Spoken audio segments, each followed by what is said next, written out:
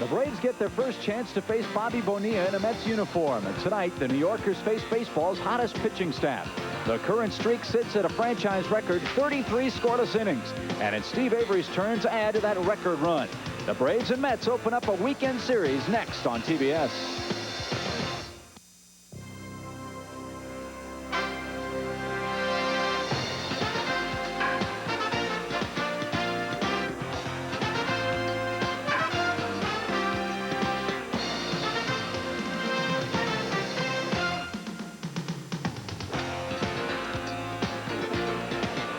Once again, everybody, along with Don Sutton, Chip Carey, welcome you to Atlanta Fulton County Stadium and the first game of a three-game set between the Atlanta Braves and the New York Mets. We are hopeful of having a good crowd tonight despite the troubles in downtown Atlanta.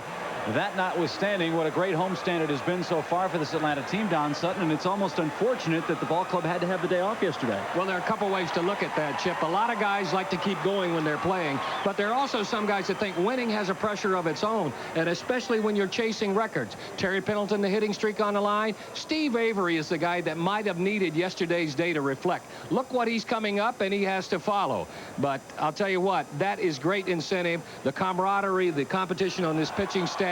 Whoever goes out there next wants to be the guy to keep it going, not the guy to stop it. It's going to be a great night for baseball. Should be a lot of fun. The Braves and Mets, first game of three. Steve Avery will go for the Braves. He'll be faced by Mets right-hander Anthony Young. We'll have the starting lineups and more right after this.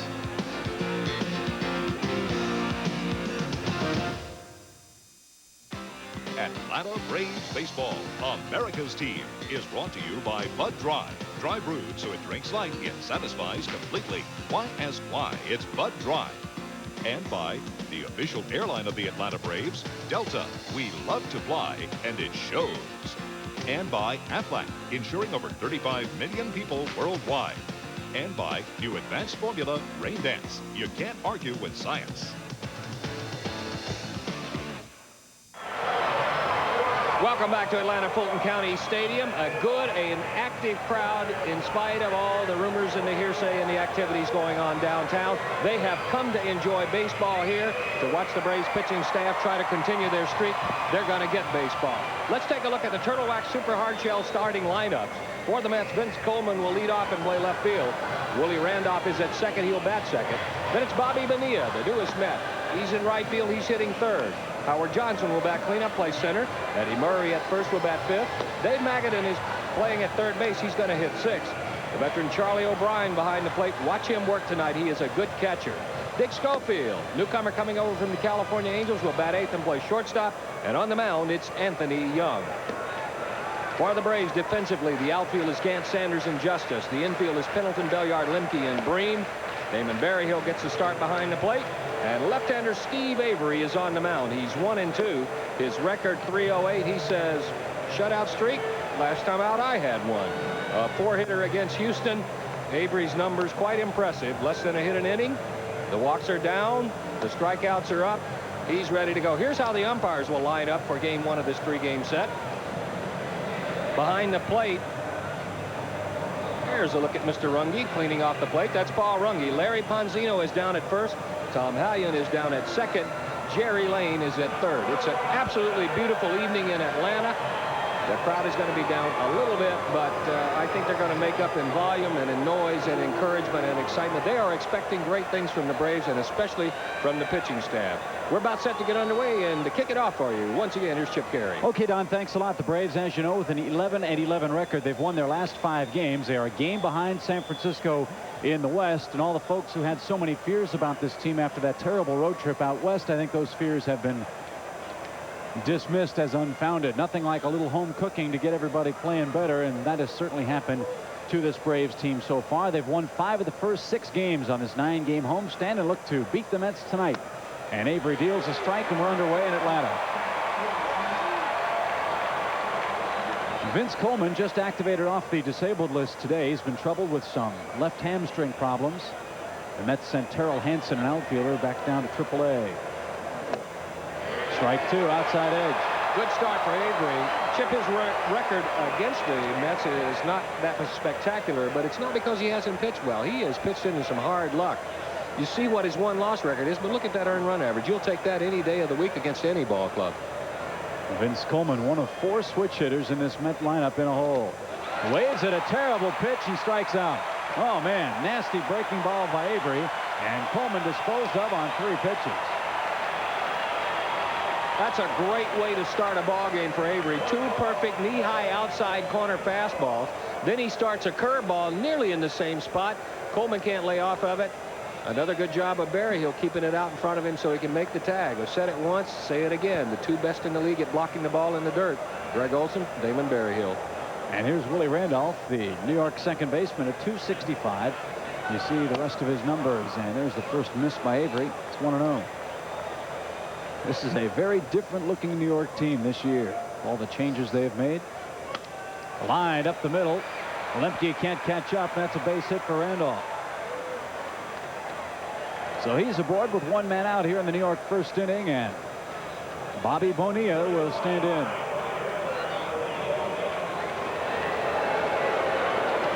The Mets went out and spent a reported $36.5 million to sign this guy and Eddie Murray. They traded for Brett Saberhagen. They got Randolph. They've traded for Dick Schofield. They've moved Howard Johnson to the outfield. So this is a very different looking team, and Bonilla slices that foul out of play. Probably the least talked about acquisition in that group is that of Willie Randolph. Every place he has played, and he has moved from club to club for the last few years, but every place he has played, he has anchored the infield. He's been kind of like the father figure to a lot of young infielders, a vastly underrated man in baseball. Bonilla takes a strike, 0-2.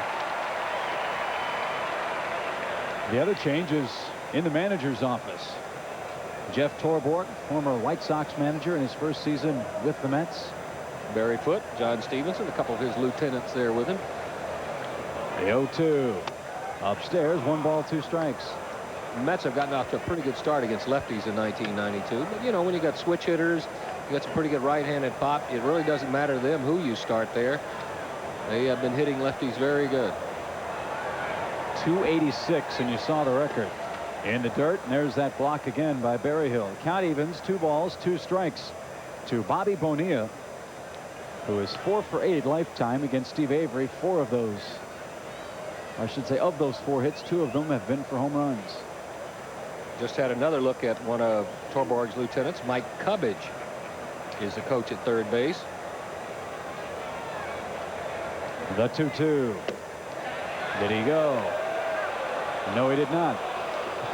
And Steve's running full now. 3 balls, 2 strikes. So Randolph will get a running start here. And Tom McCraw is the first base coach for the Mets. And a good one. The payoff. Instead to first. Runner back. Mets trying to get something going in the first inning.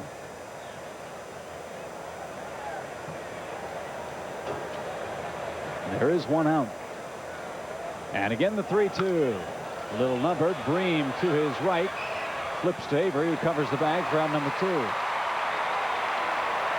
Bonilla hit that like a cue shot right to Sid Bream, who made the play, and Avery did his job, and there's the second out of the inning. I'm not sure if Avery took a little off that fastball or if he just got movement out away from Bonilla. What he did do on a 3-2 pitch is say, okay, it's a hitter's pitch. I'm going to take the inside half of the plate out of play.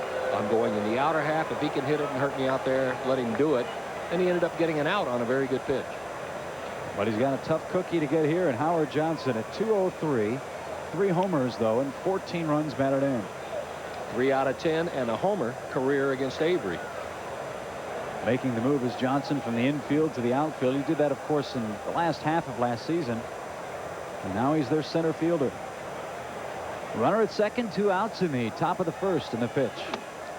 Way upstairs, 1 ball, no strikes. Much has been made about that move, Chip, but I think there are some guys who are one-dimensional as far as where you can play them defensively.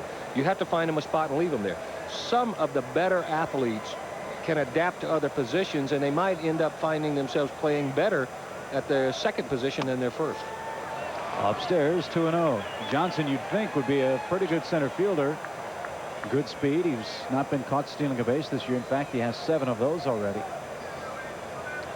And as you mentioned, maybe the change getting out of the infield will do nothing but help him. because he had an awful time at third base. 2 balls, no strikes to the Mets switch hitting center fielder Howard Johnson. Avery's missed upstairs 3 times in a row now. And a dangerous Eddie Murray waits on deck. Looks like the Braves' book on Johnson is let's keep the fastball away from him and maybe keep it up and away. Sometimes when you start doing that, though, trying to hit a specific small spot, you end up missing it, and missing it either in an area that makes it hittable or in an area that makes it totally out of the strike zone. And that's what Avery has done.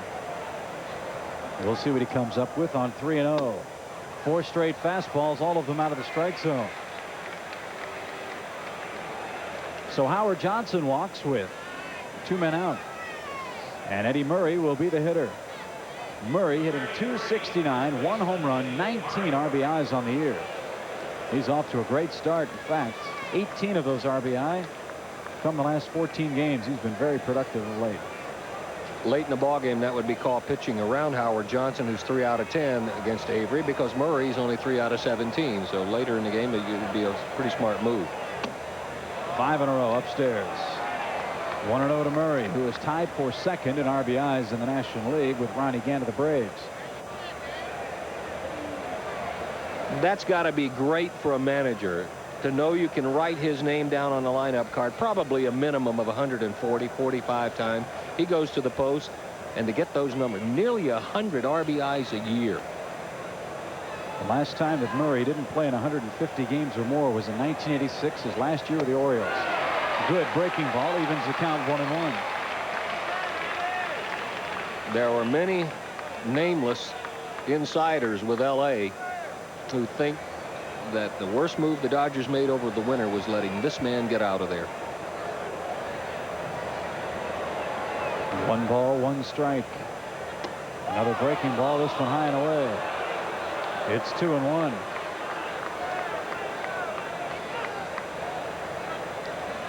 You know what Murray's going to give you offensively, but defensively too. I'm sure the Dodgers will miss that at first base. The pitch. Miss low and away. 3 balls and a strike. Dave Magadan's next. Quite uncharacteristic of Steve Avery. He's averaging about 3 per 9 innings.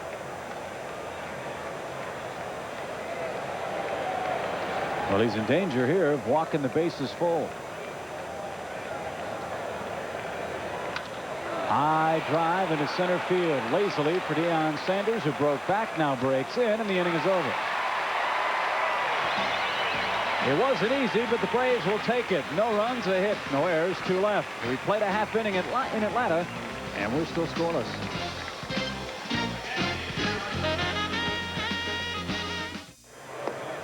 Avery got out of it. Mets fail to score. Braves coming up. Let's look at their batting order. Deion Sanders will lead it off. He'll be followed by Terry Pendleton, then Ron Gatt. The middle 3 will see Justice, Bream, and Berryhill batting 4th, 5th, and 6th. The final 3 will have Mark Lemke in the 7th slot, Rafael Belliard 8th, and Steve Avery 9th. Defensively, the Mets will line up with Coleman, Johnson, Bonilla in the outfield. Magadan, Schofield, Randolph, and Murray. A totally new infield. Charlie O'Brien behind the plate. And Anthony Young on the mound. Young was voted the 1992 Topps Met rookie in spring training. You can see he's off to a good start. He had an unusual year last year. He was 2/3 of an inning shy of losing his rookie status. So he is a rookie, but he's not pitching like one. Anthony Young will meet Deion Sanders here, who could use a base hit. He is 5 for his last 35 and 1 for 15 since the Sports Illustrated feature. He came out, and he takes right down the middle, 0-1. There's supposed to be some sort of jinx that goes with being on the cover. Well, that's one jinx I managed to escape. That's right. A little looper toward left. On comes Coleman. It's a base hit. Well, maybe that'll get Deion going. A big turn, but he wisely holds up. So he's aboard. A leadoff soft single to left. That's a pretty good job of hitting, too. He just went with that pitch. You'll hear us talk all year about what speed does to a defense, what it does to a pitcher, what it does to a catcher. But it also does it to the infield. They all have to shorten up a couple of steps. That ball pretty nicely placed by Deion, but if Schofield is back at normal depth near the grass, he's got a shot at catching that. And now Terry Pendleton will try to advance the runner here. You see Terry's numbers, a 10-game hitting streak coming in. Sanders, of course, a threat to steal. And now Young steps off. Dion on the year, 7 out of 10 in the stolen base department. And 3 of 6 against right-handed pitchers, and Young almost balked. And they got him. They picked him off at first.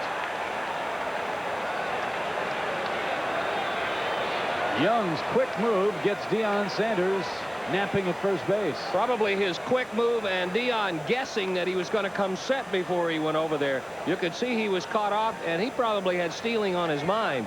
But the way Young caught him was that he was standing looking at him and then threw over going up.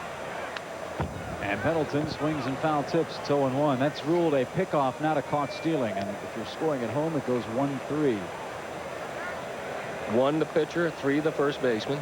And that for some friends up in Dalton who are trying to figure out where all the people are marked or how all the fielders are may not be numbered. your friends anymore. Say that again. Downstairs, count evens, 1 ball, 1 strike. One of them's a coach, but it's another sport, so they don't do that in basketball. Dion's been picked off now twice in the homestand. 1-1 pitch, fouled off again. It's 1-2. We're scoreless in Atlanta, still in the first inning. Each team has a hit. And Ronnie Gant waits for Terry Pendleton to complete his at bat here. We've talked about how the Braves have been hot with the pitching staff. New York has been almost as hot. I'll explain after the pitch. Slap foul into the Met dugout. It draws a cheer from the home fans. New York, in its last 9 games, their pitching staff has gone 7-2 with a 1.94 ERA, and they have thrown 3 shutouts. The Mets lead the National League in strikeouts at 175, which is almost 8 a game. Of course, with guys like Gooden, Saberhagen, Fernandez, Cone, you're going to get a lot of strikeouts. Yeah, this Mets staff always had a lot of strikeouts. Mel Stottlemyre, their pitching coach, he is a good one and a well-respected one. I think he says a lot for an organization when you got a pitching coach who, well, I'll drop that since we're going to put the Irish Spring strikeout leaders up there, and obviously it's time to go to that. There's a look at it right there. Glad we could bring that to you. But when you have a pitching coach that is well respected and well thought of, it shows you how respected he is when a new manager comes in, and he's all for keeping him. He's not just an organization man. He's well thought of all of baseball. Pendleton broke his bat with that last foul ball. He stands back in with a new piece of lumber and the 1-2. High chop towards second. Randolph played the big hop and throws him out. So quickly 2 down now for Ron Gant, who enters the game with 99 career home runs. So the next one would be number 100.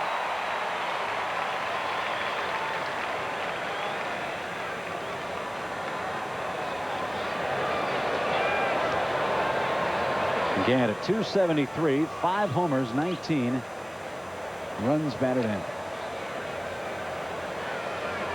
And Anthony Young wants to trade in on baseball here. Didn't like the one he was given. These 2 teams will battle tomorrow afternoon as well at 1:05. Tom Glavine against Dwight Gooden. We'll be back with you on Sunday. Charlie Liebrand against David Cone. And the Braves head to Chicago.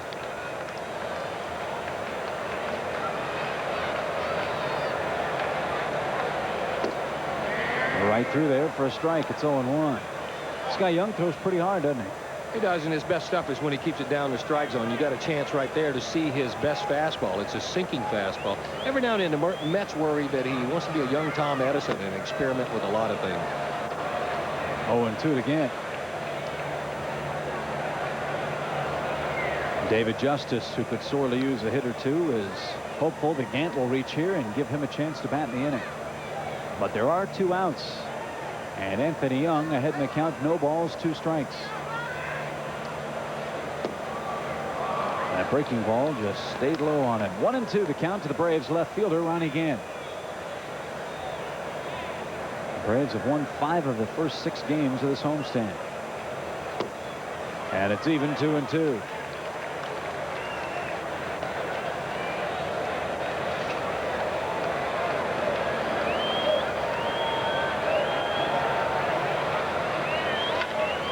Just reached out and slapped it toward right. Bobby Bonilla in right center field had him played perfectly, and the inning is over. Deion Sanders led it off with a single, but was picked off, and the Braves go down quietly after that. We've played an inning in Atlanta, scoreless between the Braves and the Mets.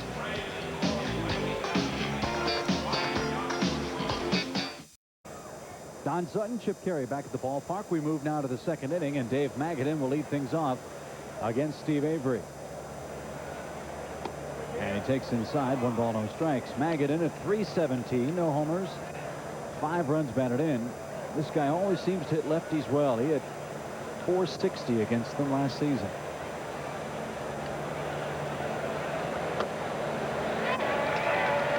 In for a strike. It's even 1-1. I should say he's hitting .462 this season for New York. Hey, That's either number 2. year, that's a great Yeah, batting average against lefties. Only .245 last year. In for a strike, and he's another guy that's had to move to a new position. He has played some third base before, but he's normally a first baseman with this New York team. He's handled third base all right. He's committed just 1 error over there. Breaking ball, fouled it off. He's a guy that when he was at first, Chip, the rap on him was much like that of Mark Grace. Yeah, he's a good hitter, but he doesn't produce enough power. And I guess one of the things I've never understood is if you got a guy over there who can hit, get him on base, find somebody else to drive him in. The 1-2 again. Another soft breaking ball, stays high, and it's 2-2. That's Charlie O'Brien on deck. You can see what Avery's doing on his breaking ball. Maybe he can correct it, but he's dropping down and throwing it uphill. Fouled off again. Fastball not so. He's staying up on top and high. He is a type pitcher that has to throw downhill to hitters. When he starts dropping down just a little bit, sinking down in his delivery, the curveball more than anything is going to suffer, because as you sink down, you have to throw it up and spin it, so a hitter gets a longer look at it, and it has to go uphill to come down, so it becomes very hittable. Again, fouled off. And Magadan making Avery work here. The count remains 2 balls, 2 strikes. I agree with you about that thought about Mark Grace and guys like that. If you've got guys like Eddie Murray, Howard Johnson, Bobby Bonilla in your lineup, you don't need this guy to hit 20 home runs. And again, he fouls it off. Because when there wasn't all that conversation about him hitting homers, he was a much better hitter. You know, over in the American League, Wally Joyner was almost ruined as a hitter because he had a year where he hit some homers, and then everybody expected him to hit 30. Rather than letting him do what he does best, that's use all the ballpark. Just missed the 2-2. And it's full out, 3 balls, 2 strikes.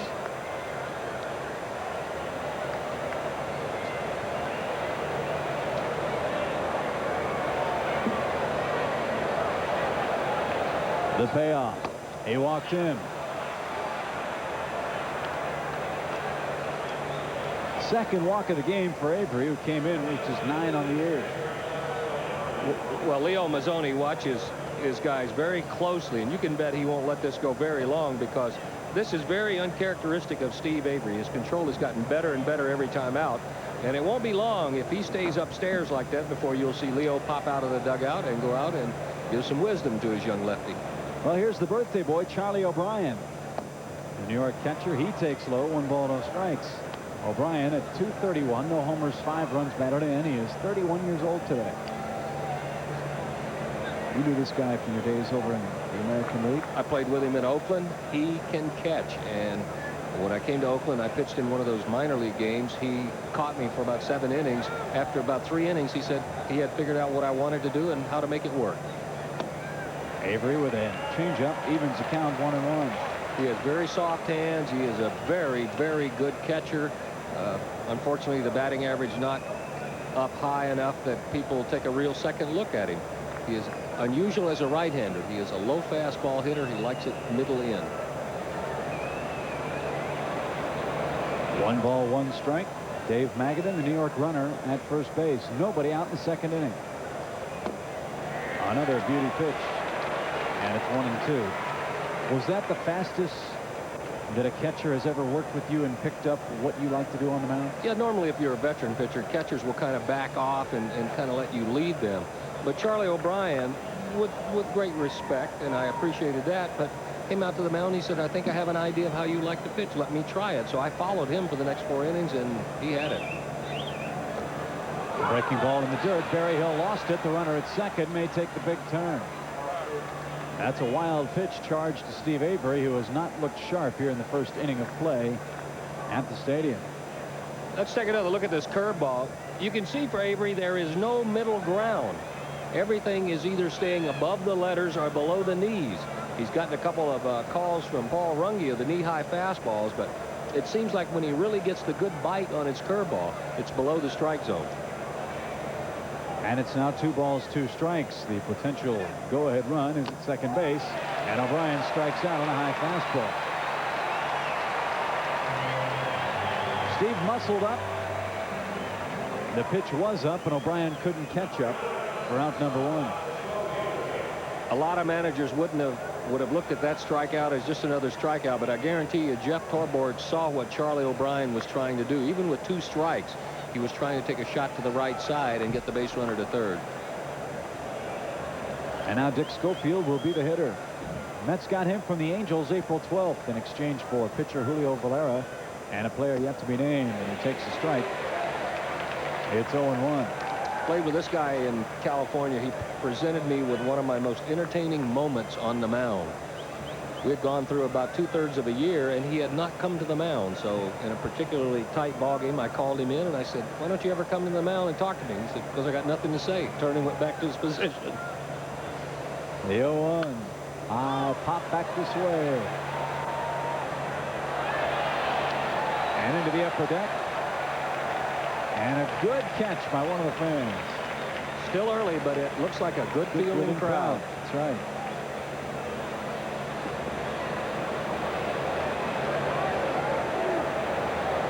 Positioned perfectly. Yeah. And he almost lost it on the rebound. The 0-2 pitch. Downstairs with a breaking ball. It's 1-2. Dave Magadan, your runner at second base. There's 1 man out. And the pitcher Anthony Young due next. Crowd continues to file in here at the stadium, which is a terrific sign. All the problems that have been going on downtown today. Called strike 3, a blistering fastball. Third strikeout for Avery, second consecutive, and now with the pitcher up, Avery's got a chance to get out of the soup here. That's the best series of pitches we've seen tonight from Steve Avery. Good breaking ball to get ahead, another breaking ball to nibble, knee high on the outside corner. All Berryhill had to do was stick the mitt there, and he hit it in the center. Anthony Young, the hitter, a 100 batting average on the season. He is 1 for 10 with 4 strikeouts. Outside, 1 ball, no strikes. Braves' consecutive scoreless inning streak is now at 34 2/3. In case you wondered, the national and major league record is 56 consecutive innings. High drive into left center field. Deion Sanders, long run, has a spot at the track, hauls it in. Boy, Young's a good athlete, and he hit that ball a long way. But speed in the outfield pays off for Atlanta. Avery gets out of trouble in the second. We move to the bottom half. New York, nothing. Atlanta, nothing.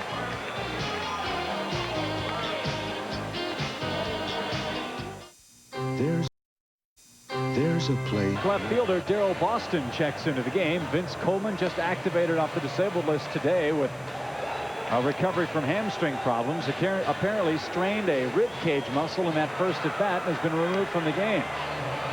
So the New York outfield has Boston in left, Johnson in center, and Bonilla in right. And what has been a revolving door injury-wise for this New York team continues to plague them in the early part of this season.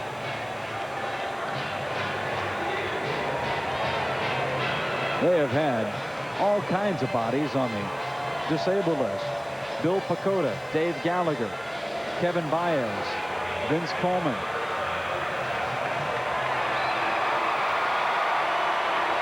But New York still within shouting distance of the Pittsburgh Pirates, who got off to such a great start.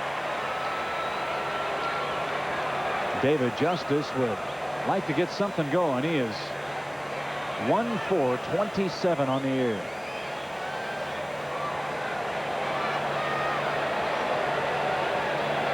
And they put a big shift on David Justice. Look at where Dave Magadan is playing him. The third baseman's playing where the shortstop would. It always amazes me to see National League clubs have access to the same information and play hitters entirely different. Great idea. Tried to bunt his way on, and Young equal to the challenge. If he bunts that just a little bit further down the line, he's got himself an easy hit. But that at bat for Justice, maybe that move got into his head a little bit. Instead of him swinging for the fences, he tries to do something that he normally doesn't do very often. That was a great move. 2 feet to the left, he has a base hit. If it's just a couple of steps further, quicker past Young, he has a base hit. Those infielders would be thinking about it. Sid Bream stands in and takes a strike. It's 0-1. Bream has his bat warming up a little bit. He is 7 for his last 26. And is now hitting a shade under 180. Fouls that over the New York dugout, and he's behind in the count, 0-2. You have to be impressed with what you see of Young very early in the ball game, throwing strikes, keeping the ball down, showing a pretty good breaking ball. Usually you expect all the accolades to go to top round draft picks. We'll tell you in a little while where he was drafted. Sid just does stay alive. He is not a #1 round pick. Look at that. So all of the good players don't come in the first 5 rounds.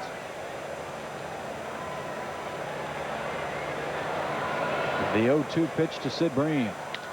High drive center field, but Howard Johnson broke in, now breaks back shy of the track, and he makes the catch. Hojo's going to make things interesting out there in center field, but he made a good running catch on Sid Bream's drive for out number 2. Talk about Anthony Young. He is also a terrific athlete. Earned a football scholarship at the University of Houston. He was a defensive back and played with Andre Ware, their fine quarterback, in the late 80s. Damon Berryhill with 2 outs. Line, nice diving catch. Randolph at second base. Berryhill robbed of a base hit by fine defense by Willie Randolph. We'll take another look at that going out. The Braves go down 1, 2, 3 in the second. Move to the third. New York nothing. Atlanta nothing. Lead it off here. Take a look at Vince Coleman's last at bat. You recall he struck out on a ball in the dirt. Watch the swing. He tries to check it. Let's go with one hand. Now you can see him grab his left side, and by the look on his face you can see that he hurt something. So it's been a year of injuries for Vince Coleman. And Boston swings the first pitch right at Sid Bream. 1 pitch, 1 out in the New York third.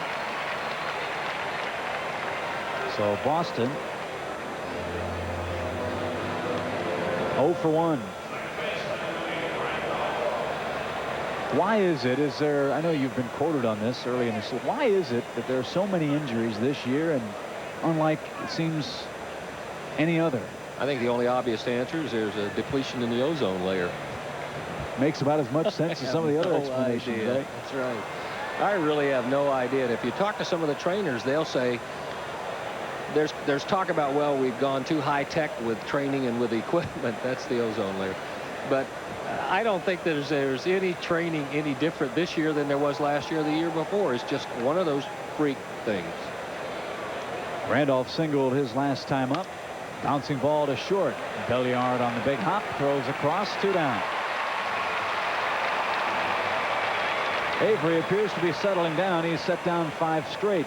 And Bobby Bonilla will be the hitter with 2 outs quickly in the New York third inning. You crack me up sometimes. You really do. Why? Just get a kick out of old people. I like temporary help, too. Yeah, that's right. We'll work well together. That's right. Bonilla, line caught by Rafael Belliard. We've seen some balls hit right on the nose, and we've seen some terrific defensive play in the first 3 innings. We move to the bottom half as Belliard helps retire the Mets 1, 2, 3. Still scoreless here in Atlanta.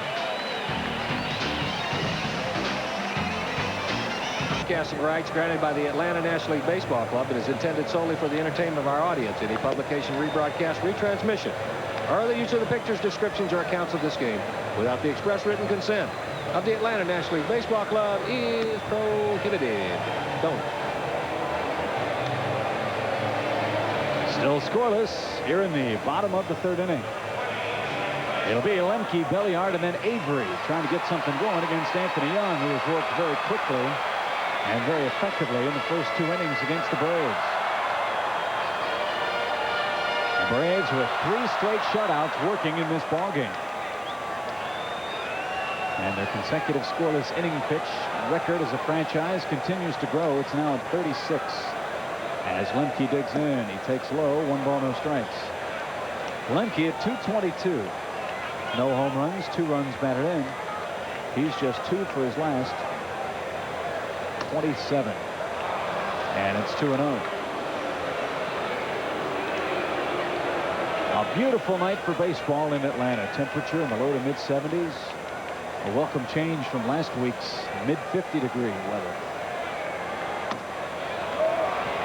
Young has fallen behind. 3 balls, no strikes. This is the first guy he's been behind all night.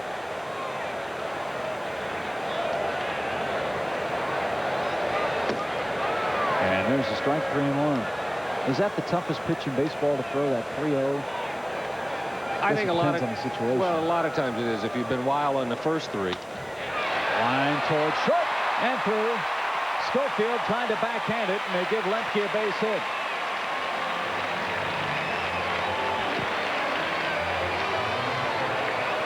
Sometimes you don't want to throw the 3-1 pitch, especially if it's a high fastball to a guy who likes to go up the ladder and hit it. Looked like Schofield just kind of short-armed that. He expected it to bounce up.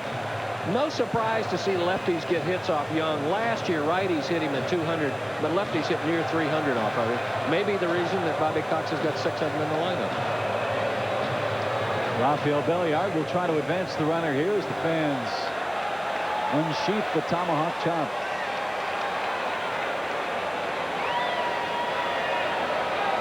Young steps off. Lemke is without a stolen base on the year.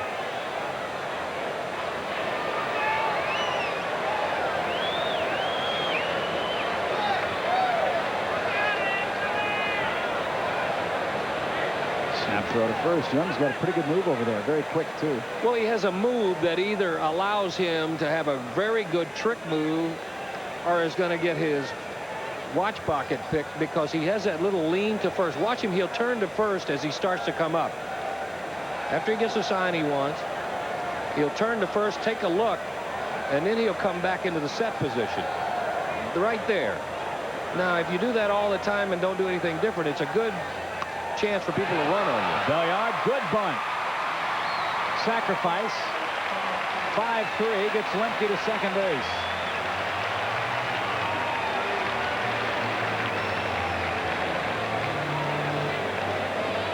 So Belliard does his job, and only 1 out for Avery. To close out the thought on Young, the one thing that he did to Deion Sanders, instead of taking that little peek and then coming back and coming set, he took the little peek, snapped the throw over there, and you get so used to seeing a guy do the same thing over and over that anytime you break it up like that, you can catch a guy napping.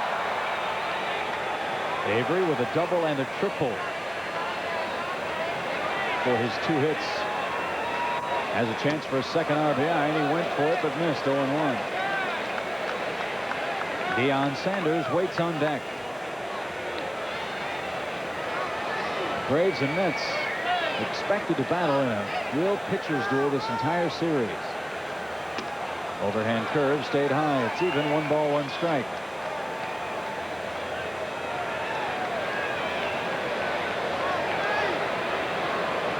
One on, 1 out, the Atlanta third.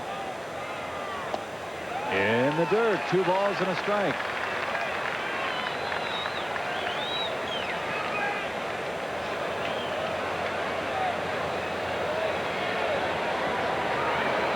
Lemke a big lead at second. Right through there with a fastball. It's even. 2-2. Sometimes Young, when he holds on to his fastball a little bit long, it'll get a cutting action like you saw there back into a left-hander. Normally it sinks, but when he really gets it down, it can go in on a lefty.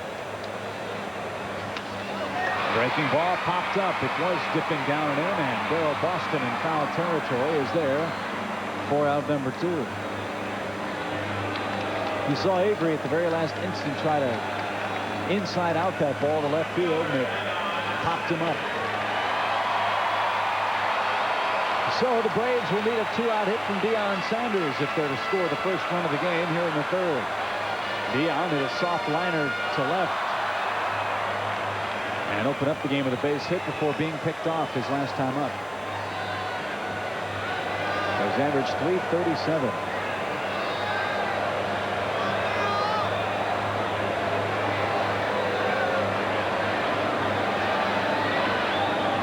Lemke the lead and the pitch. Breaking ball, strike, 0-1.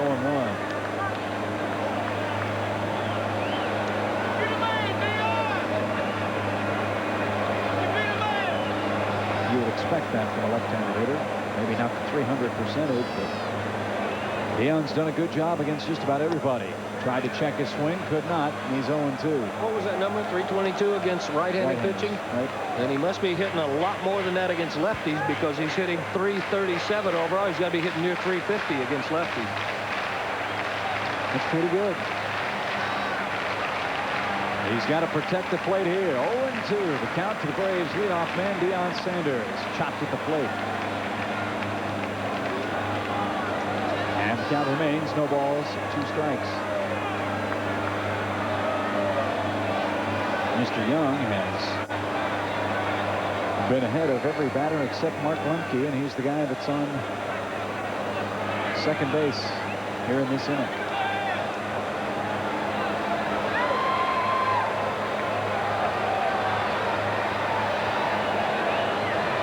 Young sets in the 0-2 pitch. Here it is. Swing and a miss. Good curveball from Young. The Braves get a leadoff single from Lemke. They sacrifice him over, but can't get him in. We've played 3 in Atlanta, and we're still scoreless.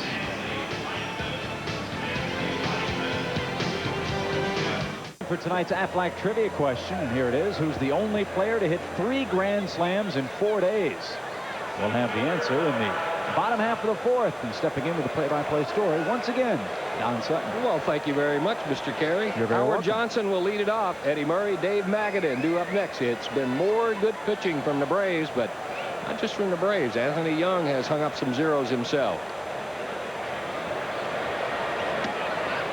Ball 1 to Johnson. Johnson walked his first time up. Avery has walked 2. He struck out 3. He's allowed 1 single to the Mets to this point. Foul back. That may have taken a carom shot off of Barry Hill's mask.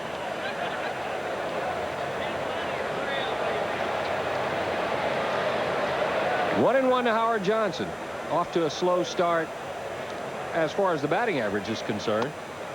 Breaking ball is high. It's 2-1. He's down around 200. He has driven home 14 runs already. Only 3 homers. Expect him to be near 30 and maybe 30 steals at the end of the year. Good fastball from Avery. It's 2-2.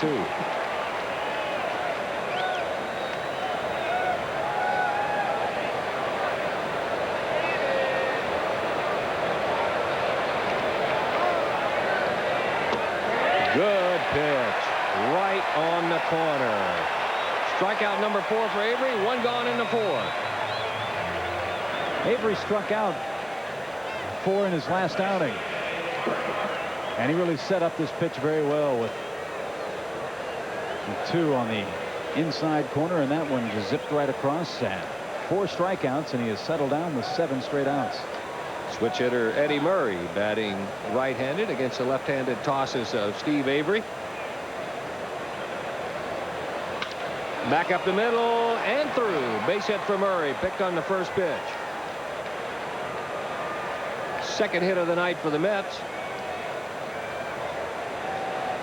Normally Murray doesn't hit lefties as well as righties. Last year there was about 80 points difference in his batting average, up near 300 when he faced righties. That'll bring up Dave Magadan. Magadan walked his last time up. He was wild pitch to second, but then Avery got O'Brien and Schofield on strikes, got Young on the fly ball to center. Top of the 4th, no score from Atlanta.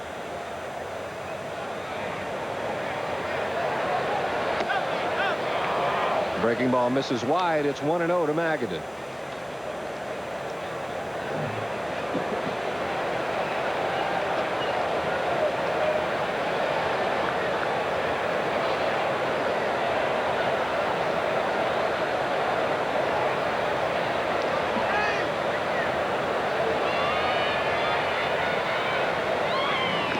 Not much of a threat to steal is Eddie Murray unless you totally ignore him.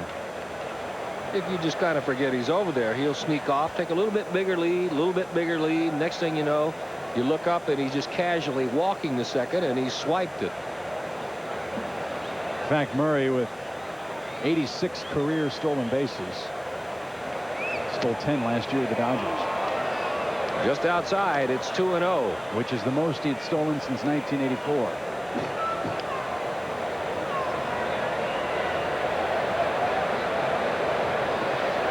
But when he runs, you can be pretty sure he's got it stolen. About 75%, 30 out of 42 for the last 4 years. 2-0 to Magadan. Good fastball from Avery. It's 2-1. Magadan last year just a shade under 260. Coming into last year, he was up around 300 career. 6th season in the big leagues. Out of Tampa, Florida, and the University of Alabama. All-American over there.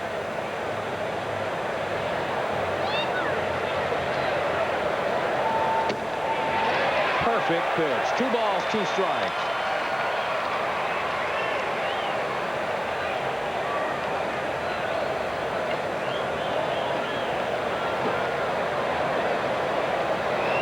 We just got a note here from Jack Tyson, the director of ticket operations here at the stadium. We'll read it to you after we see what happens with Magadan.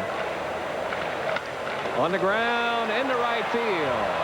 It's a base hit for Magadan. Murray headed for third, but decides not to challenge Dave Justice's arm. Mets have put 2 back-to-back. They're at first and second, still only 1 out. Well, if they played hit and run, it would have been a perfectly executed hit and run. As it was, the Braves fortunate that they didn't. Murray was forced to stop at second base. And again, Steve Avery with a little trouble here. That'll bring up Charlie O'Brien. Fans who were unable to attend tonight's game between the Braves and the Mets, for any reason, maybe not thinking it was too good of an idea to come out, may exchange their unused tickets for any regular season game during 92, obviously subject to availability. They can be exchanged by mail, or you can bring them in, but the entire untorn ticket must be returned. Ticket stubs will not be accepted, and neither will comp tickets. Deep to left field, headed for the corner, hooking. Just foul. Oh my, that was close. Well, the scoreless string almost disappeared with 1 swing of the bat. O'Brien really smashed this ball. Let's see what he got. Well, whatever it was flat, belt high, right down the middle. And it just missed. That's too close. 2 coats of paint on that foul pole. Yeah. He was looking for something in the hitting zone on the first pitch and got it.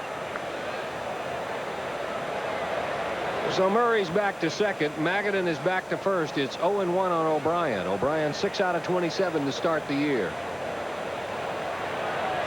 Good candidate for a double play. Ball and a strike.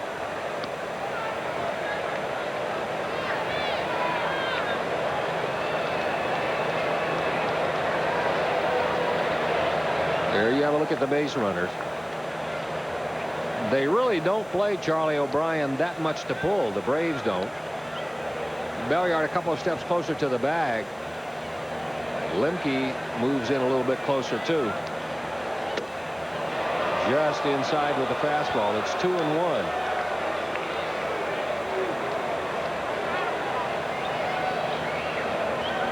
Charlie gets kidded a lot about his hitting, even by his Mets PR department. Last year, when he hit in 13 out of 22 games, they made it a highlight of their media notes up there. He had hit out of 13 or 22. That's 267 games.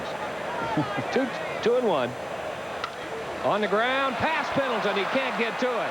Here comes Gant. They're going to hold him up. Mike Cubbage threw up the stop sign. Gant's throw was coming in on about 6 hops. We will never know what would have happened.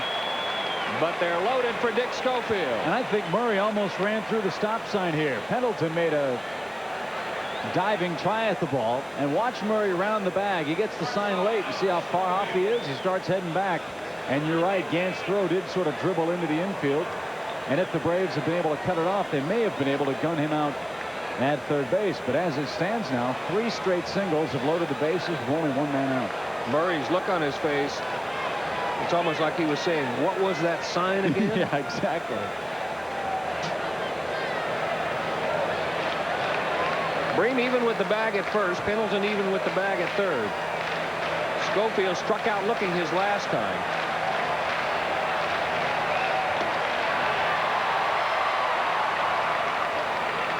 He may have fouled that one off. Anyway, Berryhill quick to get it. 0-1 on Schofield. To repeat, you can swap your tickets if you didn't use them tonight for any game in the future, subject to availability. The entire ticket must be brought, no stubs. Complimentary tickets, which are gray, will not be accepted. There will be no refunds. You must come to the game. So we thank Jack Tyson for that note. Still no score here, but the streak in a little bit of danger. Mets have them loaded with only 1 out.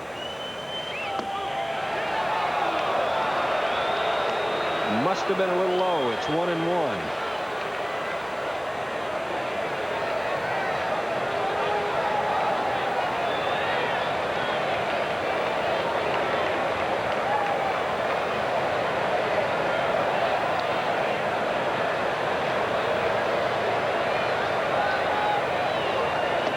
Did he go around? No, he did not. Larry Poncino down at first base. So it's 2-1 to Schofield. So getting on the board first, very important to the Mets. 2 balls, 1 strike. On the ground, can it be 2? 1. No, it gets away from Lemke. Murray has scored. Magadan comes home. O'Brien is at third. And it's going to be an error on Mark Lemke.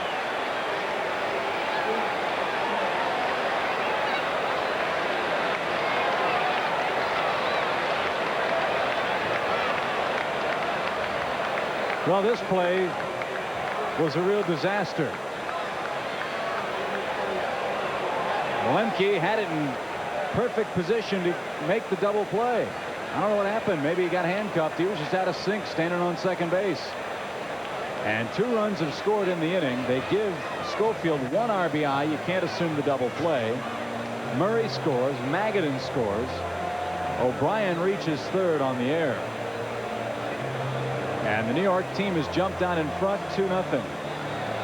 And with it goes the shutout string, which ended at, what was the final total on that? 36 1/3.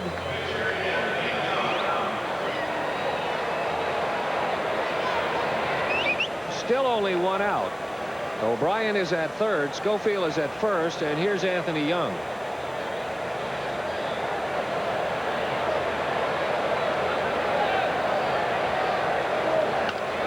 Bunting for a base hit. Avery, will he be able to make a play? No.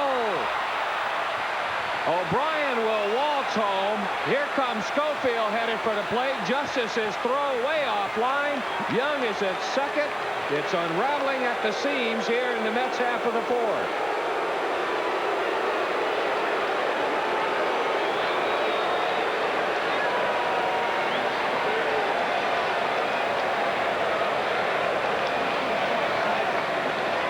Well, for a while there, Steve Avery looked to be settling down. He had set 7 men in a row to rest for New York. It's a good bunt. Avery slipped as he fell and picked it up, tried to make a perfect throw to first. They give him a single, a base hit on the bunt. An error allows the runs to score. So it's 4-0 New York, still only 1 out, and back to the top of the order. And Darryl Boston.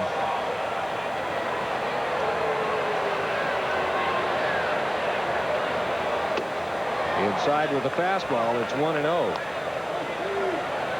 Boston, who came on for Coleman. Coleman hurt himself swinging to lead off the ball game. So 2 Braves errors have either allowed or contributed to the 4-0 Mets lead. That's headed toward left field. That's going to fall in. Young had to break late. He'll stop at third. So it keeps going for the Mets here in the 4th inning. They're again at 1st and 3rd and still only 1 out. That's the 5th hit of the inning. Had the Braves been able to turn the double play, they would have been out of the hot water here. And you've been in this situation as a pitcher when the double play isn't turned and disaster strikes. How does it affect you? Well, unless Kent Mercker is going to come out and start throwing. Unless you're a guy who can strike out 10 a game. Most pitchers need all of the plays made, and they need some spectacular plays made. So to make a good pitch and to get a shot at what would have been a very difficult double play, but I think we have high expectations for Belliard and Lemke. They do it so smoothly so often. All you have to do right now, and it's easy to say, but kind of hard to do, and it's a very selfish attitude that successful pitchers have to have, and that is, I couldn't do anything about it. It's not my problem. I'll just get out of it. Right. And that sounds selfish, but that's the only way you can look at it. Here's Willie Randolph. He's the 8th man to bat. Mets half of the 4th. Down low with the fastball. It's 1-0. Braves have 2 errors in this inning. They had 1 error in their last 39. 1 here by Lemke, 1 here by Avery. Tallied 4 New York runs. 1 ball, no strikes. Good pitch from Avery. It's 1-1 to Randolph. In '88, Randolph was with the Yankees. He hit .230. Went over to the Dodgers in '89 and part of '90. Hit close to .280 for them. Was in Milwaukee last year where he played 124 games and hit .327. And then was on the move again. He's off to a good start, hitting .271 for the Mets in '92.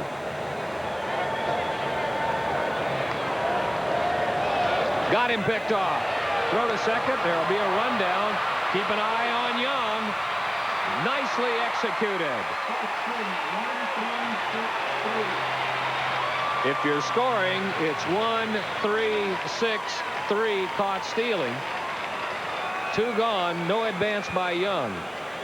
Boy, do the Braves need that. Avery with that little hesitation move of his over to first base. And a good idea by Boston trying to stay in the rundown long enough to give the runner at third a chance to break for home, but the Braves made the out before that could happen. 1-1 to Randolph. Outside with the changeup. Did you notice Belliard as he was running him back?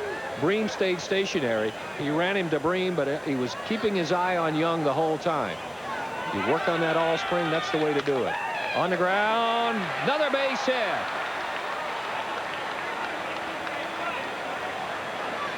The 6th hit in the inning.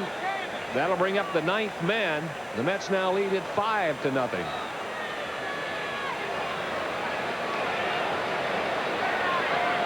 Fastball right down the middle. And Randolph with his 2nd hit of the game, his 6th RBI, and it's 5-0 New York, and Bobby Cox maybe has seen enough. And that's going to be a short evening's work for Steve Avery. Not only has the consecutive shutout string gone by the wayside, but the Braves' short win streak is in jeopardy too. We're in the top of the 4th inning. Mets lead at 5-0. Pitching change for the Braves. Kent Mercker coming on, and we'll be right back. It has not been a fun evening up to this point for Steve Avery and the Braves. Mets lead at 5-0. There's a look at the new pitcher, Kent Mercker.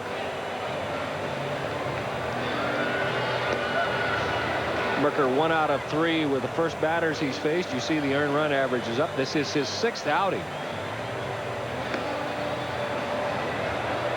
There you see the rest of his numbers. Look at the total in the base on balls column. He is almost averaging 1 base on ball per inning. Maybe more so than starters. It is important for relievers to come in and throw strikes.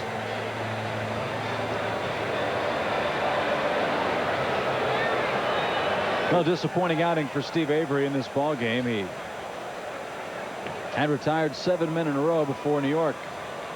Had 3 straight hits, a couple of errors. It's not a lot of fun for Mr. Avery this evening. Mercker will face Bonilla. His first one in the air. Deep left center, but I think it's going to come up shy of the warning track. Dion is there, puts it away. So that wraps up the fourth for the Mets, but not before they put 5 on the board. They do it with 1, 2, 3, 4, 5, 6 base hits. They leave 1 stranded. There were 2 Braves errors. Middle fourth, 5-0 Mets.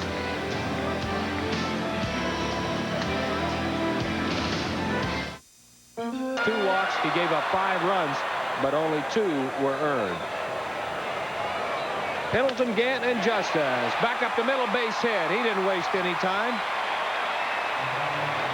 Hit number 3. He now has hit in 11 straight. Maybe that'll get something going for this Atlanta team. That's their 3rd hit. They've had leadoff men on in 3 innings. And have only been able to move over a runner once. You don't have to do it all with 1 swing, just a couple at a time. And here's a guy who can get you 2 with 1 swing. You see his numbers.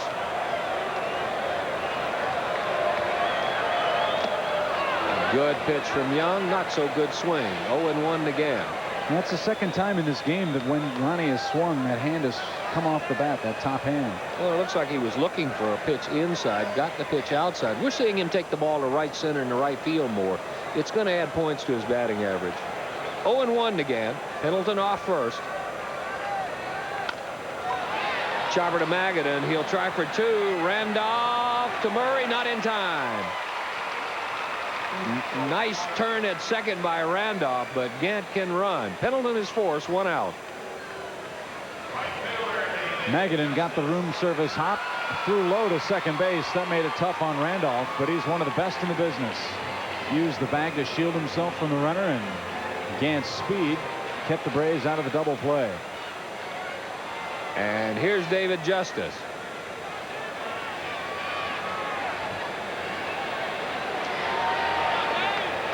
Randolph is no rookie. He's 37 years old. He'll hit 38 early in July, but still mighty frisky around the bag at second.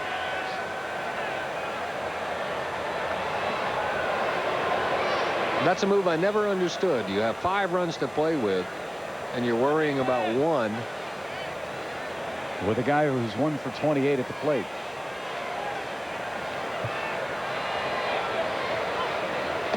Down low, it's 1-0. Justice hit 1 back to Young his first time up. He threw him out. He's 0 for 1. Now 1 out of 28 this year. And to his credit, I think he's handling it very well. I mean, a lot of us would probably go into the interior decorating business in clubhouses. Good pitch from Young. It's a ball and a strike to Justice. Well, we talked to David the day he was activated last week, and he said that, hey, I'm not going up there looking to hit home runs. If they come, that's all fine and good, but it's going to take me some time to get my stroke back. It's going to take me some time to get my rhythm back. Hopefully it'll happen here. 1 ball, 1 strike, 1 out. Off speed outside, it's 2-1. And Young is pitching like he has a 1-0 lead. David with the 1 hit. No RBIs, no homers yet.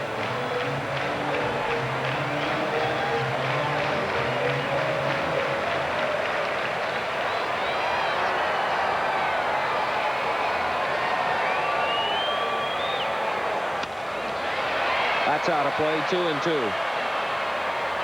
That was a great shot. Did you get a look at Charlie O'Brien setting the target for Young?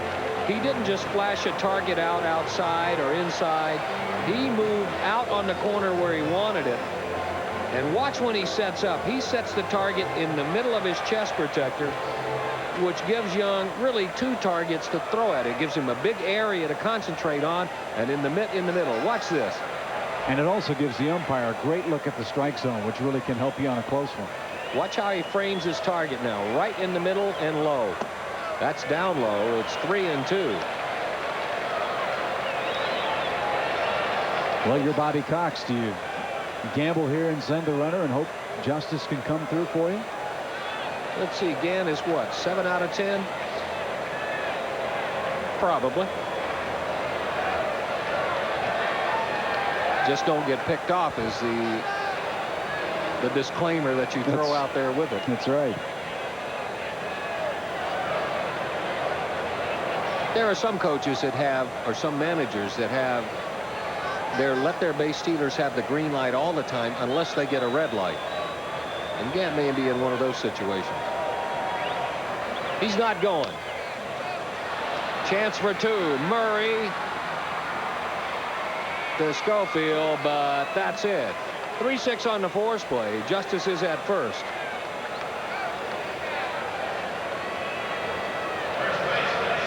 So the Braves have gotten some runners on, but they just can't get them past second. Some good pitches by Young. A good 3-2 pitch there. Two gone. Here's Sid Bream.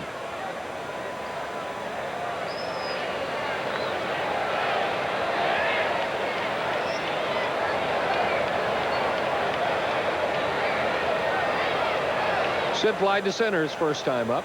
Good cut at the ball, but got under it just a little.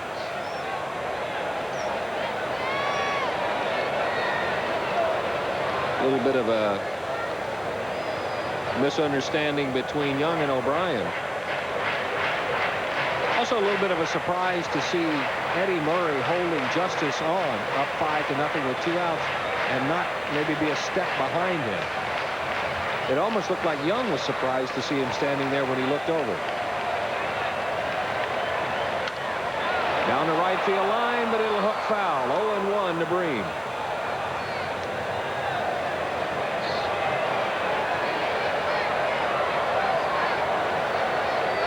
Oakland is beating Detroit 4-2. Minnesota 2-1 over the Yankees. California is shutting out Cleveland. Kansas City is shutting out Boston. Boy, Kansas City could use some good news. Baltimore is shutting out Seattle, and Toronto 1-0 on top. Just outside from Young, it's a ball and a strike to Sid Bream.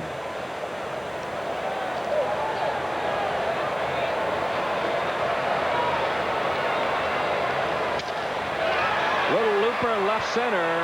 Johnson, Boston. Who's it going to be? Neither. It'll be a base hit for Sid Bream. Justice will end up at third. A little 2-out excitement from the Braves.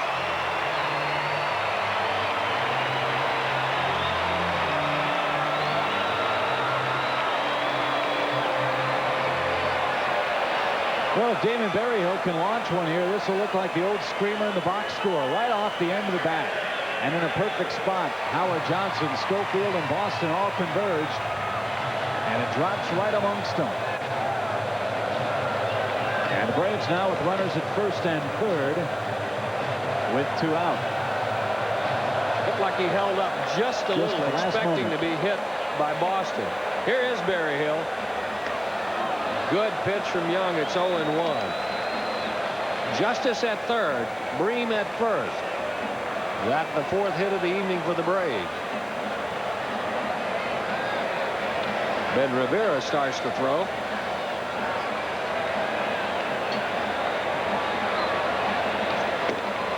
Perfect pitch. 0-2. This guy Young is really up and down, inside out at the Braves in the first 3 innings plus here.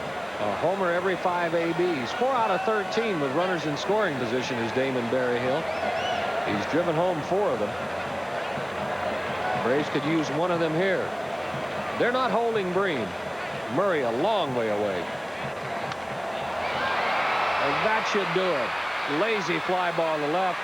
Boston is under it, and he's got it. So after a little bit of a scare, Braves go quietly in the 4th inning. They get a couple of base runners on a couple of hits. They leave 2 stranded. 4 complete. 5-0 Mets. Home run, the difference in that one. Pittsburgh failed to score in their half of the first. The Cardinals and Padres later. The game in Los Angeles and in San Francisco postponed because of the violence relating to the Rodney King trial. There's a look at your American League scoreboard up to the minute here from Atlanta Fulton County Stadium. Howard Johnson will lead off the Mets half of the 5th inning. The Mets had a very productive 4th inning. They sent 9 men up. Johnson started the 4th inning by striking out looking. It looked like it was going to be an easy inning. Merker's first one, inside corner, strike 1. But after he struck out, Murray single, Magadan single, O'Brien single, Schofield on the air. Doesn't get the high heater. It's 0-2.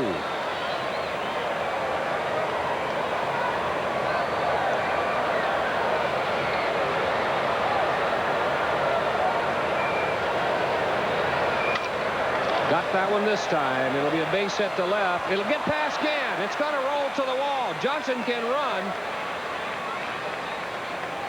but he decides to stop at second. It's a stand-up double for Johnson.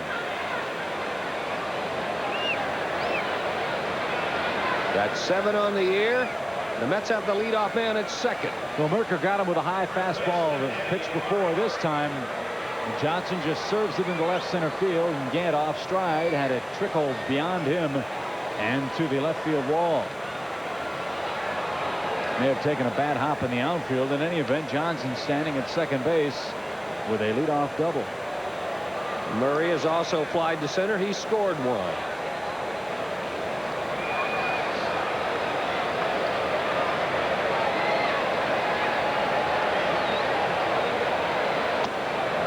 With the fastball, it's 1-0. Chip Caray, Don Sutton with you from the stadium in Atlanta. Mets lead at 5-0. Joe Simpson and Skip Caray will be joining you at the end of this half inning.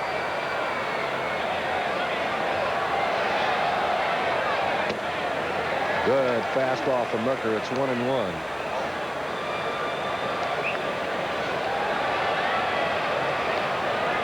I'm sure Skip will answer the pressing question before the night's over. Why do dogs walk around in a circle before they lie down? That'll go to the wall. Johnson is at third. Got to be a wild pitch. It is a wild pitch. And it has not been a pretty sight the last couple of innings defensively or pitch selection wise for the Braves. The Mets have another run 90 feet away. It's 2-1 to Murray. The infield will come in.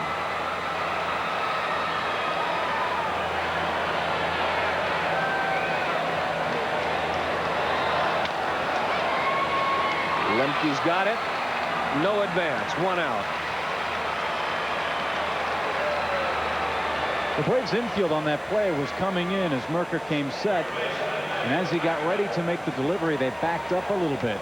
Up the middle, Belliard and Lemke backed up. If they had stayed in, that ball may have hopped over Mark's head into the outfield. But both of the guys up the middle backed up a few steps, and that may have helped the Braves make the play and get the first out in the inning.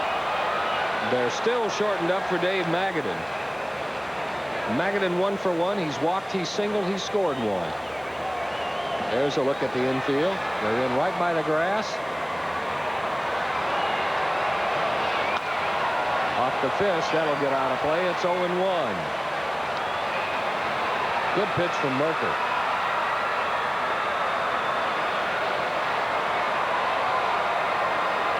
Did he catch that on the fly?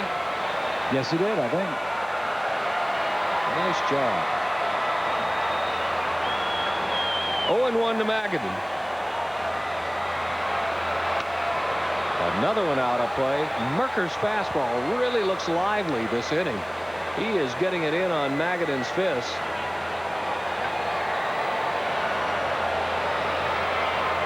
Well, if you're going to throw one belt high, you might as well throw it in close.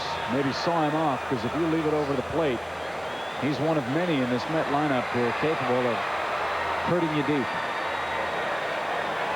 That's encouraging news to you and me, but I don't think Kent Merker knows that. Tries to go the other way with an inside fastball. Same result. It's 0-2 still. Magadan waits a long time. He waits back on the ball, takes an inside-out swing. He is a good contact hitter.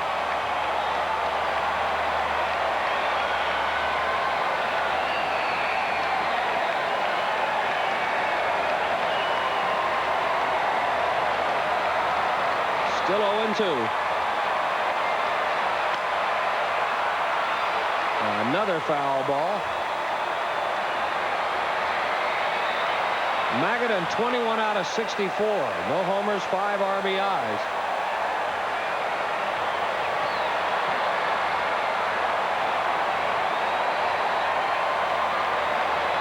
Charlie O'Brien waits on deck. He is not doing the wave.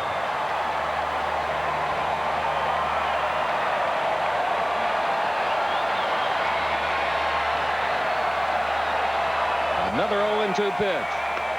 On the corner, call strike 3. Magadan doesn't agree with the call, but there's not a whole lot he can do about it now. 2 gone. We'll let you umpire with us. Boy, did you see Berryhill snap that back into the strike zone? He may have stolen a strike there. But excellent pitching and excellent pitch calling, I think, by Damon Berryhill to get Magadan out on strikes. Merker will try to get O'Brien and save the run. O'Brien 1 out of 2. Takes the fastball high. It's 1-0.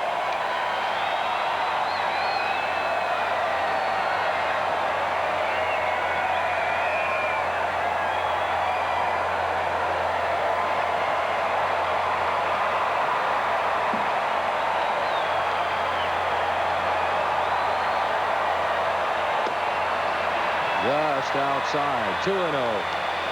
We talk about batting styles and pitching styles and fielding styles. Umpires have styles too.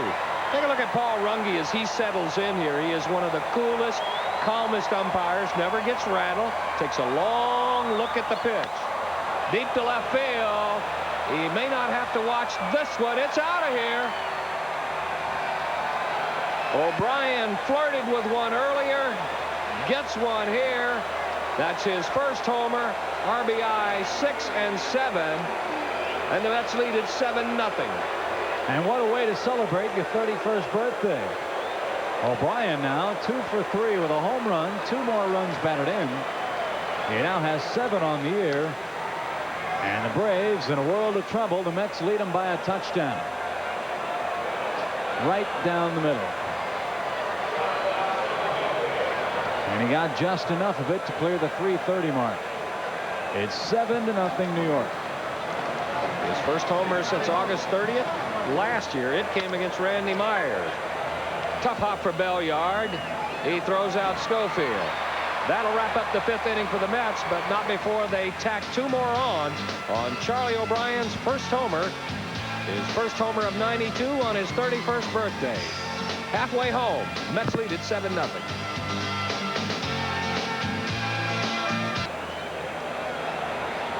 Lemke singled his first time.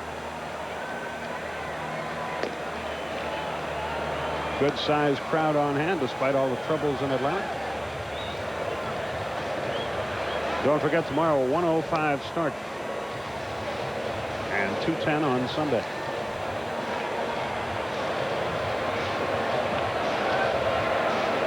Lemke stands in there. We got anybody that's having a birthday today that might go deep? No, only Charlie O'Brien of the Mets.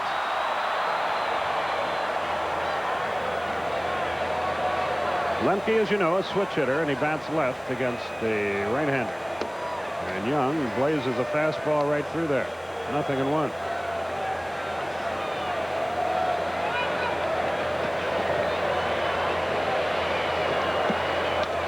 Out of play, 0-2. Well, we're really proud of our partner Pete Van Weeren for the great job he did on the basketball and the extracurricular activities the other night out in Los Angeles. He's a terrific announcer, and it's good that he's gotten some acknowledgement of that fact. Fastball high. 1-2 the count.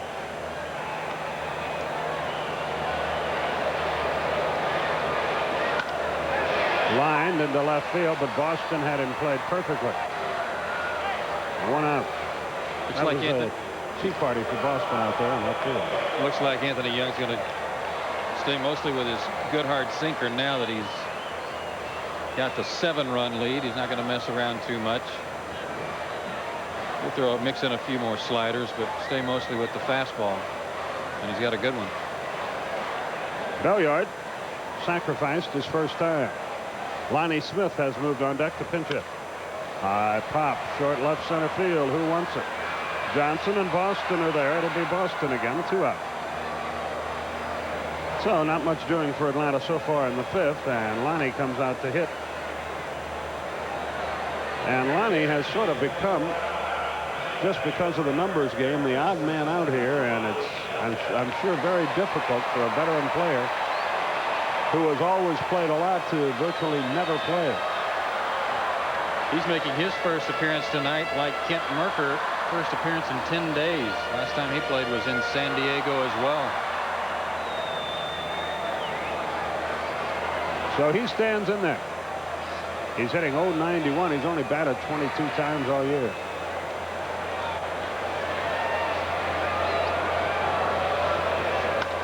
High fly ball, foul, right side, out of play, 0-1. But you don't ever expect Lonnie to go up there looking. And he didn't tonight. He's hacking away.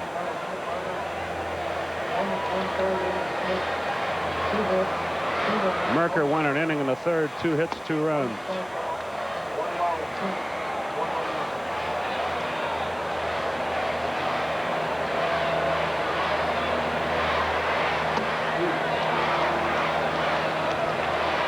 Two balls and a strike to Lonnie Smith with 2 out, nobody on.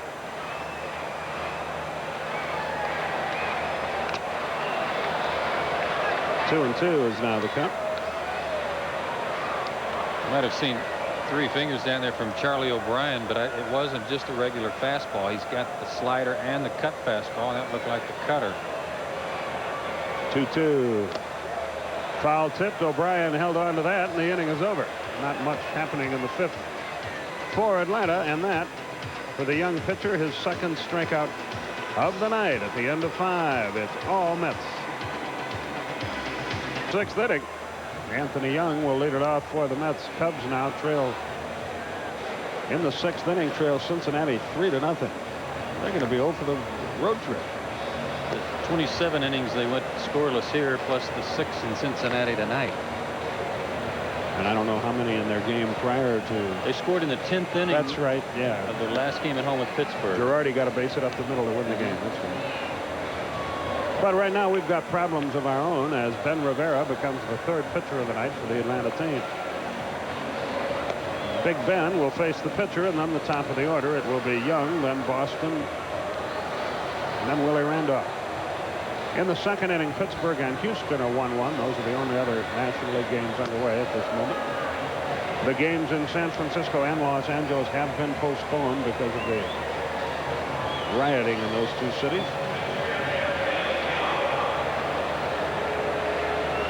Young is 1 out of 2. He singled and scored back in their big 5-run 4th inning. Tom Glavine against Dwight Gooden tomorrow afternoon. We will have no TV. It will be on the Braves radio network and on CBS. Dick Stockton, Jim Pat will televise it. 1 ball, no strikes. It pops away from Berryhill. Because the pitchers have been doing so well here on this homestand, not much work for Merker and Rivera. Rivera likewise has not pitched since the 22nd in San Diego. And perhaps that's why he's quickly behind in the count 2-0.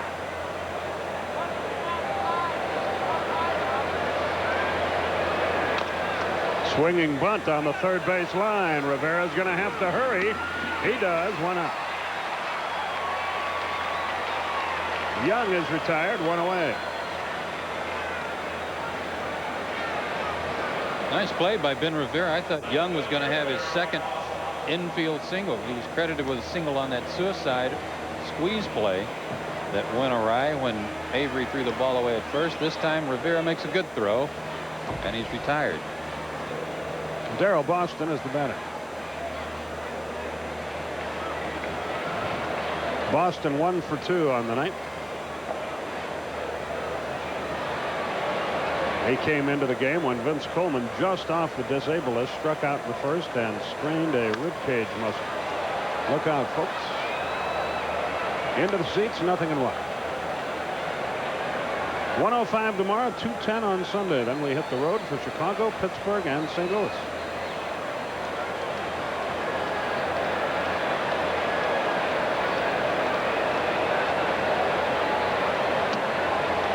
Let up outside, a ball and a strike. It's not the best of circumstances, but it may be circumstances like this that Ben Rivera only gets a chance to show Bobby Cox what he can do.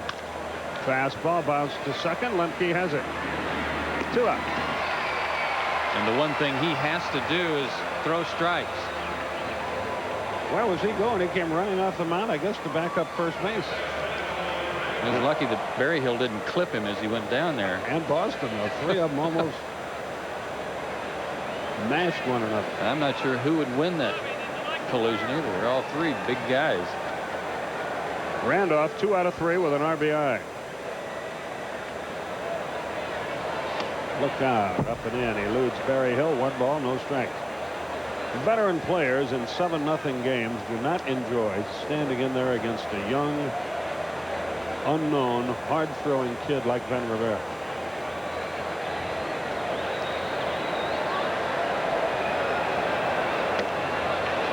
On the corner, it's 1-1. Yes, this is when you'd like to get ready for the next day if Yes. you're Willie Randolph. Get some rest, get a little extra rest.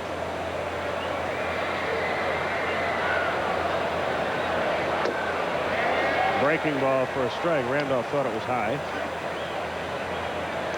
A ball and 2 strikes. 7-9-0 for the Mets. 0-4-2 for the Braves. Fastball away. It's even now, 2-2. Deuce is wild here. 2 balls, 2 strikes, 2 out. And the number 2 hitter in the Mets order is at the plate.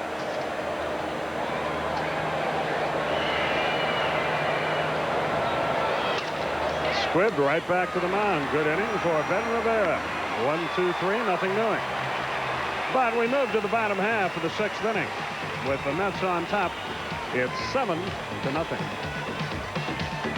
Harbor, Michigan. Wendy Lucero Shays, Mark Lindsay, and Cookie Smith are the top competitors in the final national event before the U.S. Olympic trials.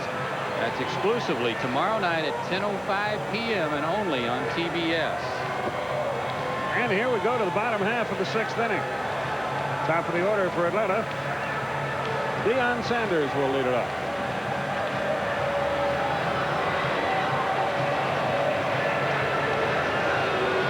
Daniel Akers from Carrollton celebrating a birthday here at the ballpark.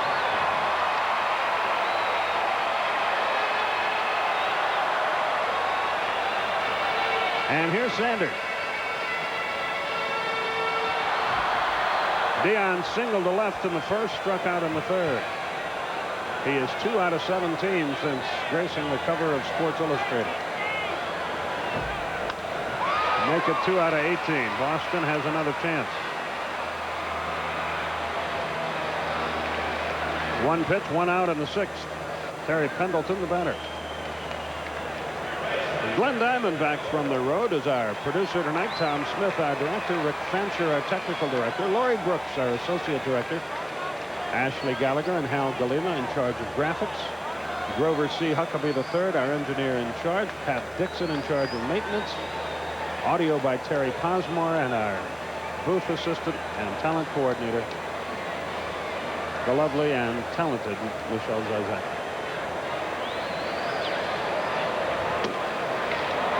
Fastball outside, 1 ball, no strikes.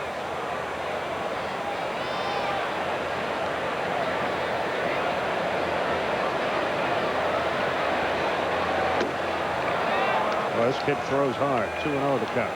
He was a defensive back at the University of Houston, so he's another outstanding athlete. And seemed to sneak by everybody else. That ball is well hit. There goes the shutout. It is 7-1 into the first row. And then out. His 2nd of the year.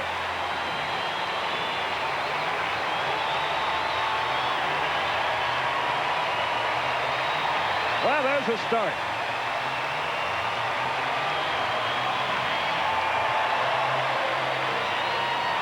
Anthony Young had a complete game his first start of the year against the Cardinals. It was a near shutout. He gave up 1 run. It was an unearned run. And he was bidding for his first big league shutout here tonight. Spoiled right here. Fastball inside 3rd of the plate. And Terry Pendleton went down and got it. See ya. Upstairs to Ron Gant. 1 ball, no strikes. The Gantster has flied to right and hit into a force play. 2-0 the count. The old gangster, huh? He's got that on the front of one of his cars.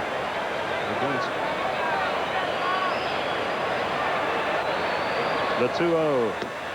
That's right in there. 2-1. Not his good car. This one's only worth about $70,000. 2 balls, 1 strike. A little bit inside. 3-1. This is Anthony Young's first home run he's allowed this year. Almost 30 innings. It was well stroked by Pendleton. The only doubt about it was, would it stay fair? Pop foul back into the upper deck. So a payoff pitch is due the Atlanta left fielder. And with nobody on, the Mets deciding defensively to go back to the alignment they had in the first inning, and that was to put Randolph on the left field side of second base. And right into the shift. Gant is out, 2 down. And here's David Justice, 0 for 2.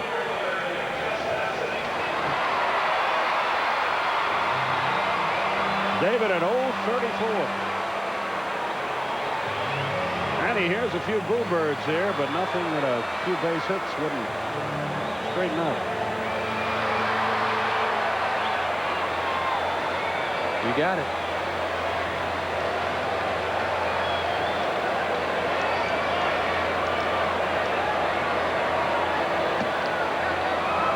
Low and inside, 1 ball, no strike.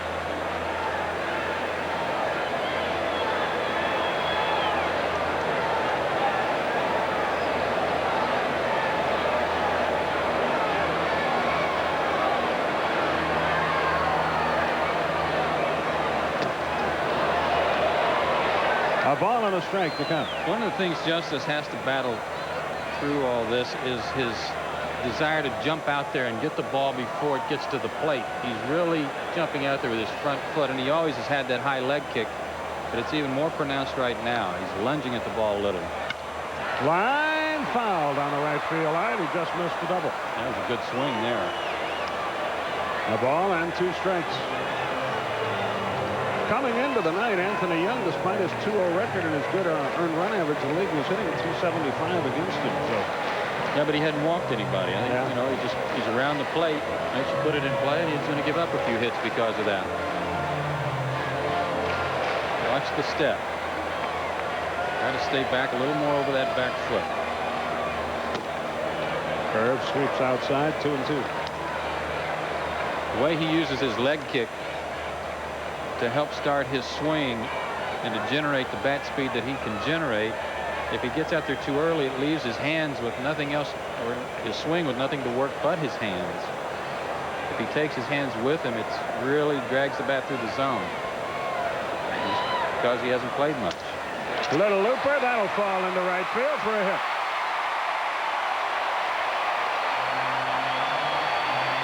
And look, he's tipping his hat. Good for him. You got to have a little sense of humor through something like this. And you know what? He got jammed. It looked like he got busted in on his hands a little bit, and that may be the best thing of all for him. If you stay back, you're going to get jammed once in a while. He tried to pull his hands in and hit the ball off somewhere around the brand or between his hands and the brand on the bat. That's a good start for him. There's the tip of the hat. And O'Brien to the mound to talk with Young. Sid Bream will be the batter. Bream tonight has fly to center, and he has single. 6 Atlanta hits on the night. El Stottlemyre on the phone to the bullpen, and they begin to stir around out there.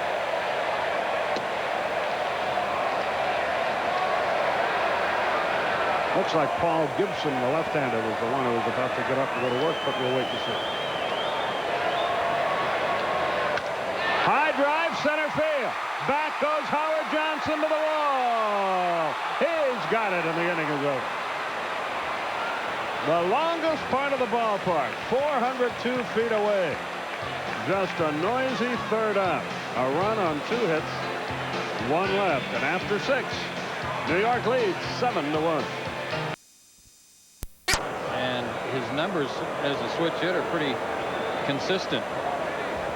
Batting .267 right-handed, .269 left-handed. The entire middle of their batting order is switch hitter. Bonilla, Johnson, and Murray. Coleman as well. He's out of the lineup with an injury. Runner at first, nobody out.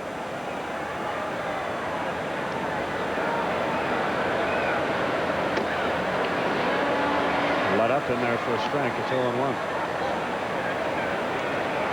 So the Lakers playoff game has been moved to Las Vegas, and the Clippers game has been moved to the Anaheim Sports Arena Convention Center. Both those games are Sunday. When Howard Johnson was playing in Detroit, he kept telling Sparky Anderson, hey, get me in the lineup. I can hit some home runs. First 5 years, his last 5 years, there's been a little difference in his numbers that he's put on the board. You know, he's not a great defensive player by any stretch of the imagination, but he'll play wherever you want him to play, and he'll give you 100%. There's a look at those home runs Joe was talking about. He said he could do it, and he did.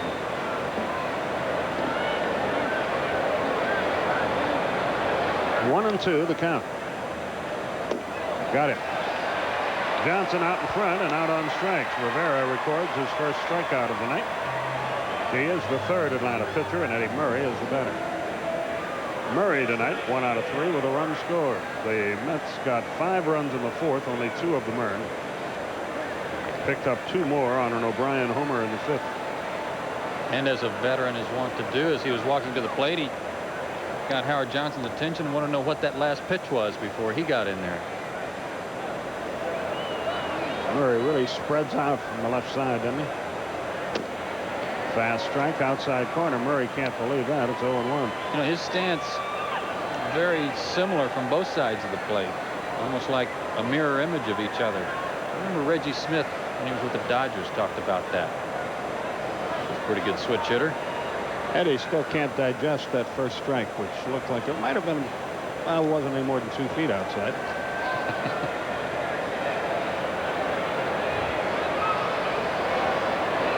Bream plays behind Bonilla at first. There is 1 out.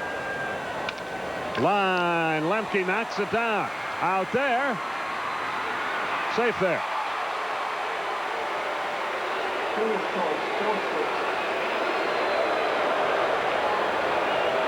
If he comes up cleanly, he still gets only 1 out.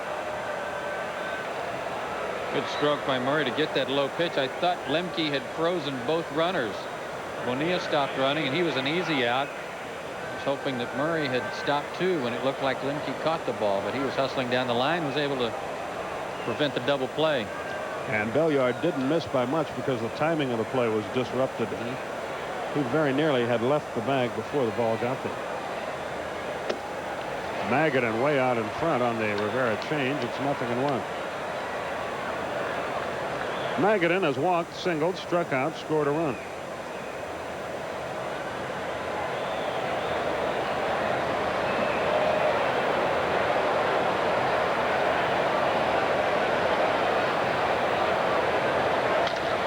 Into left center field. Dion on the run. He can't get there. It falls for a hit. Murray will stop at second, and 2 are on with 2 out. That's what makes Magadan so successful. He's got such a nice stroke, uses his hands, doesn't overswing, stays locked in over the plate, doesn't pull away, and that's why the Braves were playing him to left center field a little bit, because that's his favorite spot out there. Charlie O'Brien is 31 years old today, and he's celebrated by striking out, singling and scoring, and whacking a 2-run homer.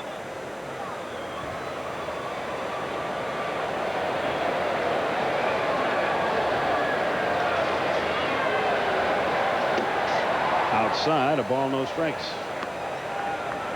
O'Brien now up to 276 on the year, 8 out of 29. And good production, 7 RBIs with 8 hits.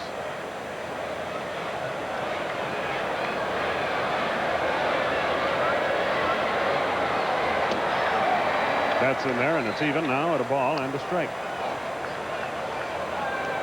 Right back at you tomorrow, 105. We'll have it on the Braves radio network at 12:30, and then TBS will rejoin you at 2:05 on Sunday when Charlie Lee Brandt and David Cohn will oppose one another.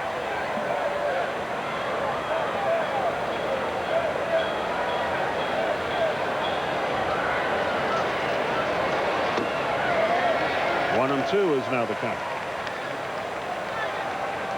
Charlie O'Brien keeps getting some key hits. He's going to find some more playing time with Todd Hundley struggling.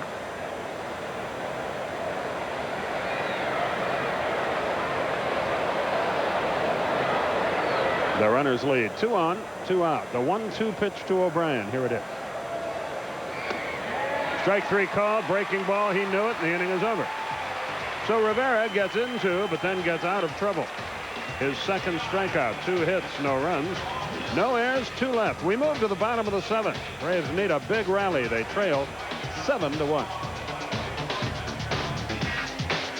A lot of tickets left for those games. And here we go to the bottom half of the 7th inning. 31,637 paid to attend this game, which was an absolute and total sellout. So you can figure 12 or 13,000 no-shows. But the Braves assure us and you that they have taken extra security precautions, and they are very confident those will not be necessary, and they have not been so far tonight. Baseball and the Braves last year brought this town probably closer together than anything had in quite a while, and hopefully it can play a role in doing the same this year. Well, it was a good move too by the ball club. I thought a real classy move to honor the tickets that weren't used tonight, that they'll be able to be exchanged for a ticket to a future date subject to availability. Damon Berryhill leads off the bottom of the 7th. Well, let's ask the guys in the truck, who's winning the NBA games tonight? Fastball outside. Detroit by 14 over New York in the 3rd quarter, 58-44.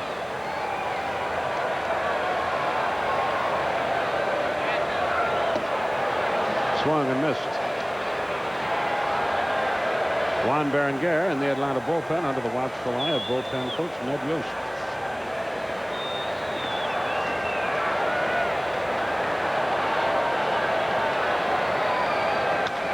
That's going to reach for seats.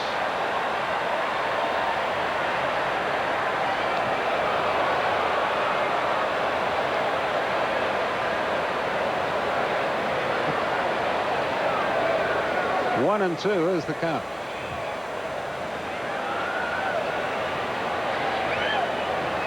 The pitch. Grounded into right field. Got under the glove of Randolph. He's mad at himself. Couldn't get the glove down quite in time, and Berryhill has his first hit. Nothing an infielder hates worse, especially a good fielding one like Willie Randolph, who for years has been making this play, than to get to a ball in time, only to find yourself not getting the glove down. It was a nice dive, and he could have had it if the glove had been down on the ground, and that's why he was mad at himself. He just couldn't hit the dirt quick enough. Last couple of innings, the Braves have hit the daylights out of the ball, and the Mets bullpen begins to stir again, and Lemke is the batter. And a fastball is outside. 1 ball, no strikes. Anthony Young has done his job. He's gotten into the 7th inning. Jeff Blauser waits on deck.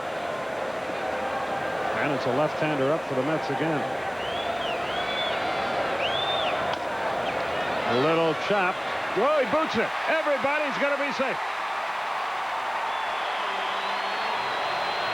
Maybe that'll open the gates. That's got to be an error on Young. He was trying to get the ball out of his glove before he had it in his glove. He was getting set up to throw back to first base right here. You can see he planted that left foot, and that shortened up his reach for the ball.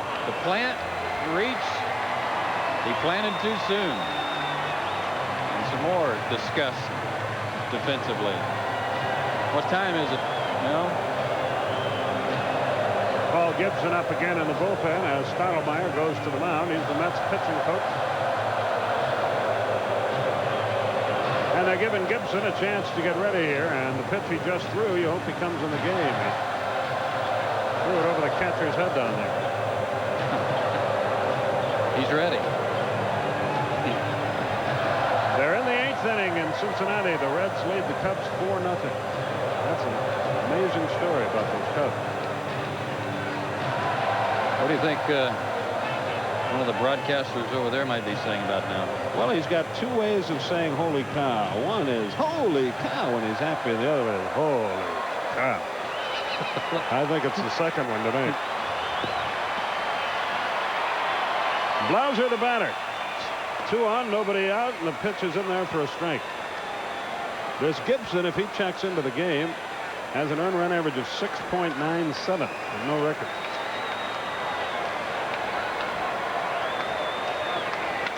Lined into left center field. Nobody's going to get that ball. It's rolling to the wall. 1 run is in. 2 runs will score. Blauser's at second with a double, and it's 7-3.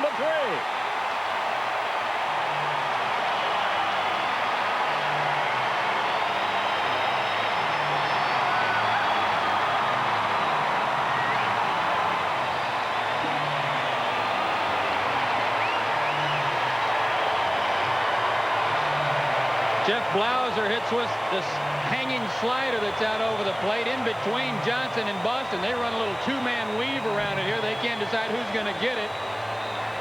It looked good, but it winds up Boston having to retrieve it, and Lemke scores all the way from first. And the 7th and 8th RBI of the year, and a pinch hit double for Jeff Blauser. Jerry Willard will be the hitter, or at least he's the hitter announced, but Jeff Torborg is on his way to the mound, and that is apparently, well, it's definitely going to do it for Anthony Young. It's the second visit of the night, and the left-hander will be called in, and then we'll see what the Braves choose to do about their pinch hitter. There's still nobody out in this inning. So Paul Gibson gets the call here with a runner at second, nobody out, 2 runs in, and the Braves down 7-3. Not over yet. We'll be back.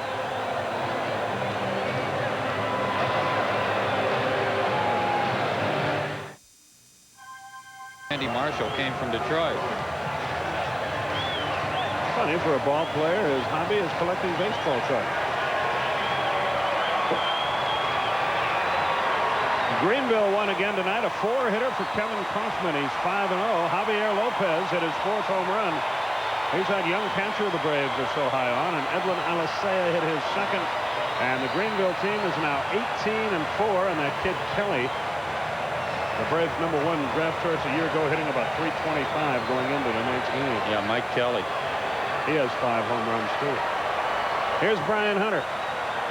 Blauser at second, nobody out. A right-hander in the bullpen. High fastball, didn't get it, 0-1. Jeff Innes, the side-arming right-hander, working in the bullpen for the Mets. We are in the 7th, and the Braves try to rally. Juan Berenguer will be the next Atlanta pitcher. And Brian Hunter ate the Mets alive last year. Look at these numbers. Breaking ball is inside to even the count, a ball and a strike. And that's exactly what you'll get from Gibson. Sinking fastball and a curve. But he's got to get ahead in the count.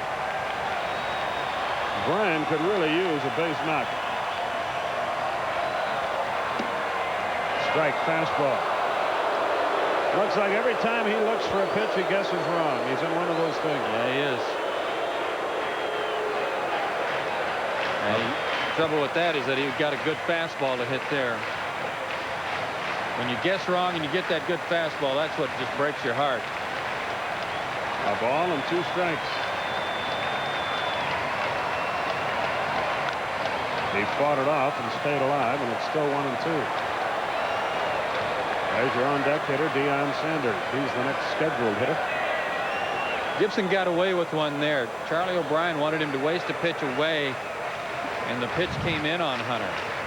And he knew that that was not where he wanted to work Brian. He did not want to come on the inside third.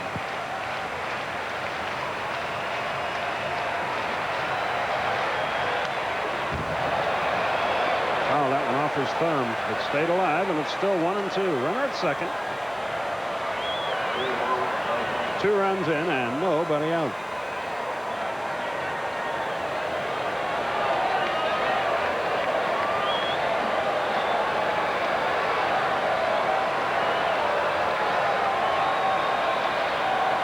The 1-2 pitch.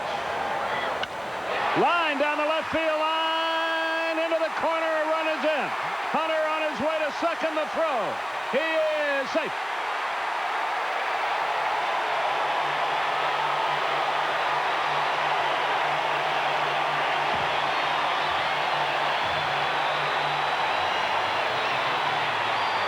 It's 7-4. Still nobody out. And he is happy, too. He has 4 hits this year. They've all been extra bases. 2 homers, 2 doubles. He got a high, what looked like a high changeup, and ripped it into the corner. Boston had no chance to cut it off. And it's 7-4. Dion, the batter. Ran up to bunt, took it high. 1 ball, no strike.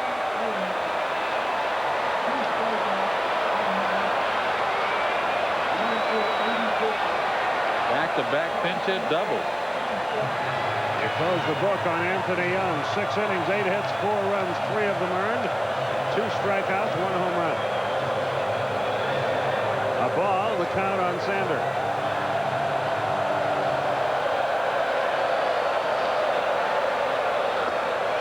Downstairs, 2-0. Braves have scored 3. There's still nobody out. They're right back in the ball game now.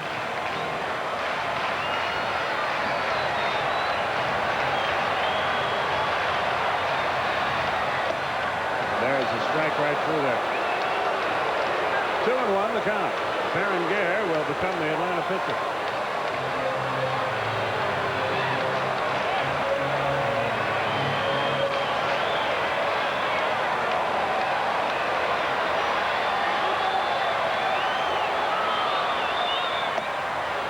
It's 2-2. Dion takes a little walk around the home plate area, now stands back in.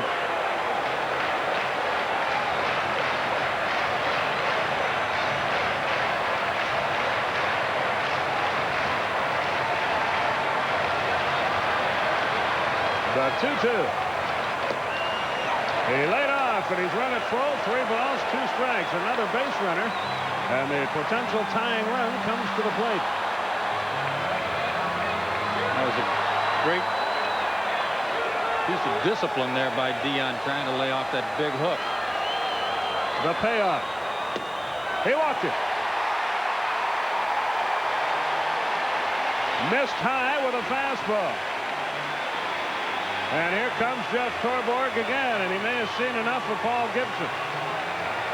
And if you're throwing strikes consistently, you might get that pitch. But Paul Runge called it a ball on what was a borderline pitch to Dion because Gibson's having trouble.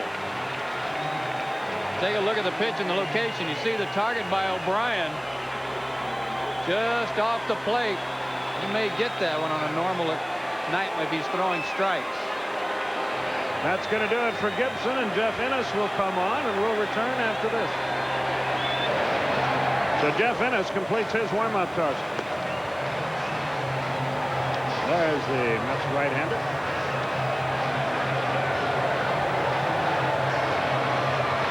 You can see he's done all right for himself this year. He has no saves. He has finished 3 games. The league, though, is hitting .289 against him. And that's unusual for him. Last year, right-handers hit under 200 against him. You can see where he comes from with his delivery. And last year for the Mets, he was in 69 games, which is the 2nd highest in club history, behind Roger McDowell's 75 appearances in 1986. Tim Burke now up and throwing in the New York bullpen.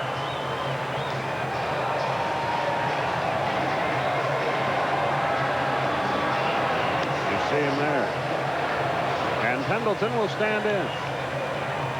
He represents the tying run. There's still nobody out in this inning.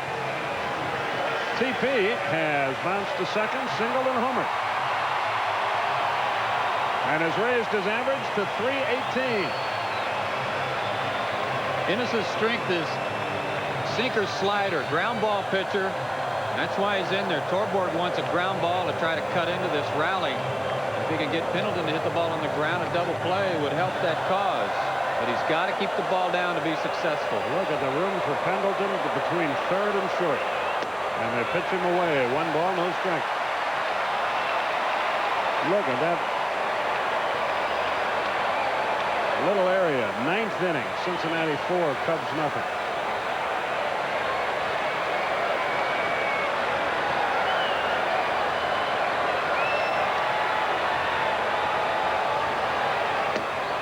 Strike on the outside corner. One of the things Schofield's doing at shortstop is he's playing a little more up the middle before the pitch is thrown, trying to hold Hunter close, and then he'll move 3 or 4 steps over into the hole. But there's still a big gap between Schofield and Magadan. The 1-1 to Pendleton. Line foul. It was too far out in front. Hit it hard. It's 1-2.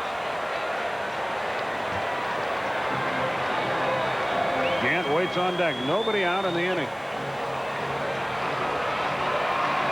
Juan Berenguer is ready to go. They play Pendleton straight away and deep in the outfield.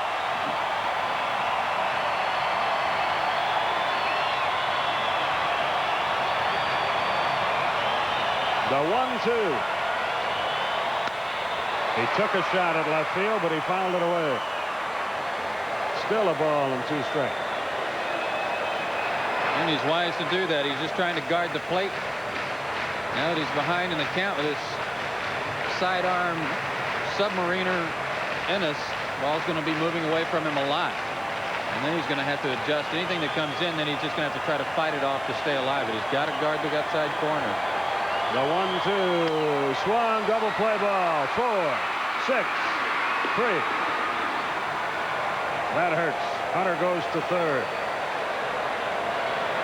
But Dion's out at second and Pendleton at first, and the double play changes the inning around a lot. Here's Gant. That's what Torborg brought him in for, and that's what he got. Ennis did his job so far. They wanted this one in. They wanted Terry to have to try to fight something off. The way he fouled off that last pitch maybe is the reason O'Brien decided to move in. But you can see the pitch still tailed away. But they got the ground ball in spite of it. Here's Gant. Boy, he could beat out a bunt. A run would score out in front. Didn't get it. 0-1.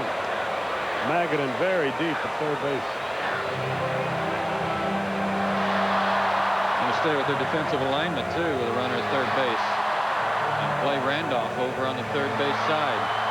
He is right up the middle. I don't see how he can even see the plate. Now he moves a little bit toward third base. High pop foul. He was off stride again. It's 0-2.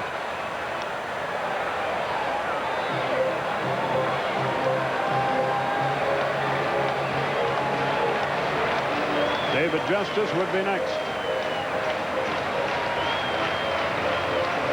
7-4 is our score. Braves have plated 3 here in the 7th. High fly ball left field. Boston is back at the wall. He leaps. Can't make the catch. A run is in.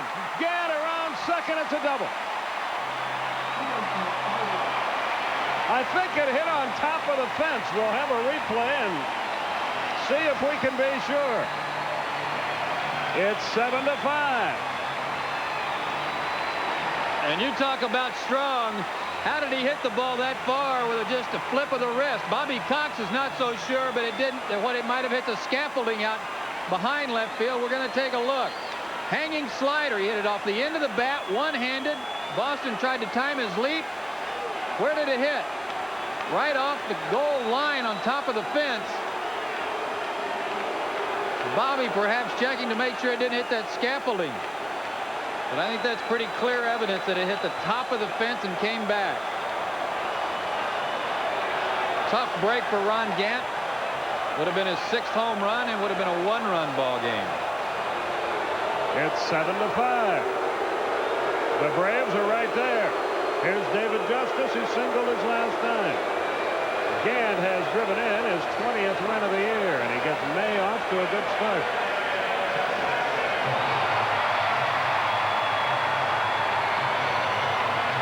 Sid Bream is on deck. Nothing but right-handers at the moment in the New York pen.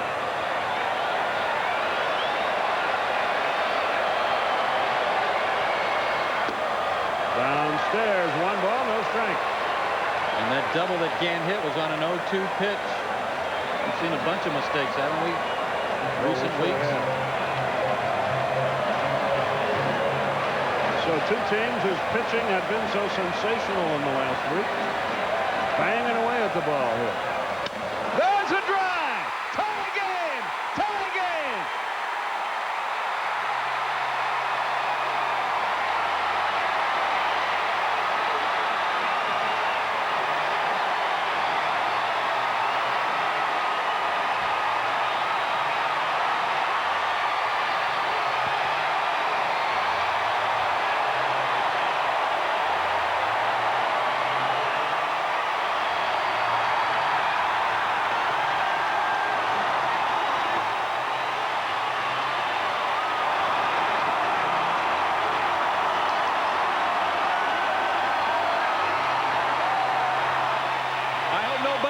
Check out those basketball games you were talking about, because they're going to miss a dandy if they did.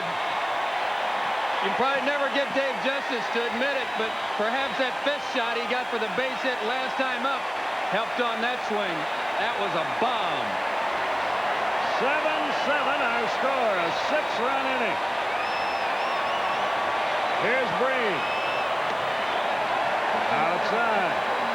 2-0. Gibson faced 2 batters, 1 hit, 1 walk. They both scored.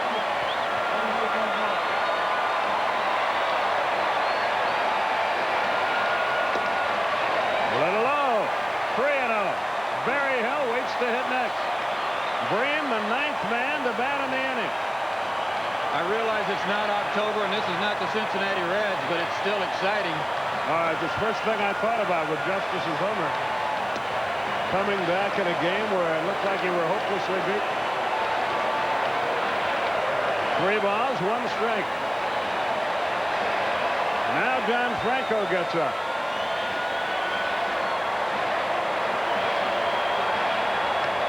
That's in there. Full count, 3-2.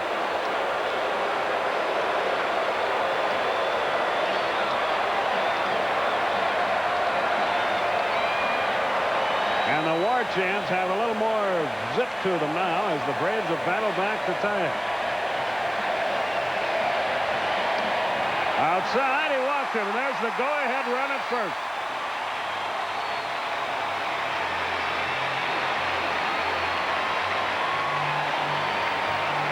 Boy, Ennis came in and got the big double play ball. It looked like he was going to be the Mets hero here. But then the double by Gant, the homer by Justice, and now the walk. And here's the 10th man to bat in the inning, Damon Berryhill. Ennis gave up 2 home runs all last year. Otis Nixon is going to run for Sid Bream. We'll see Brian Hunter at first base in the top of the inning.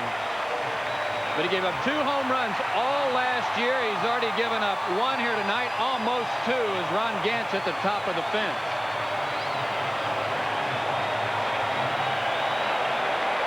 Berryhill stands in. 2 out here. Throw to first, runner back.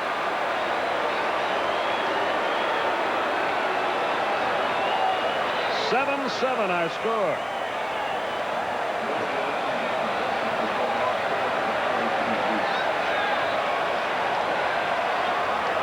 They say Justice's home run went 442 feet. That's pretty well spanked.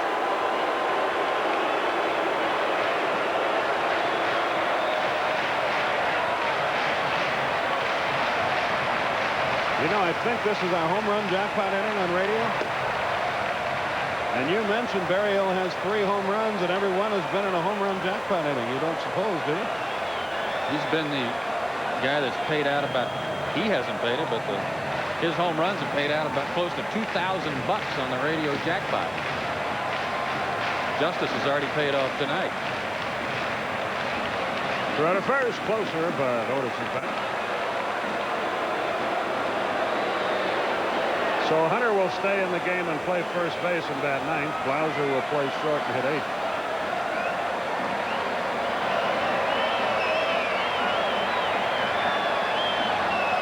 The 0-1.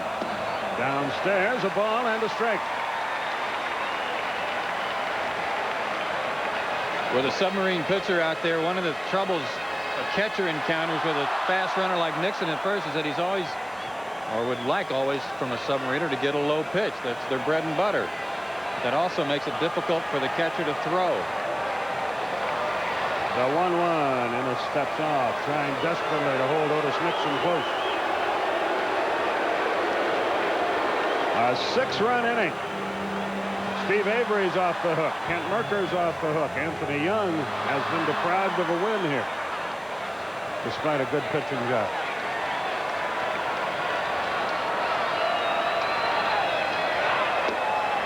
There's a strike at the knees, 1 and 2. Barry Hill upset that he didn't pull the trigger. He's 1 out of 2 in his career against Innis.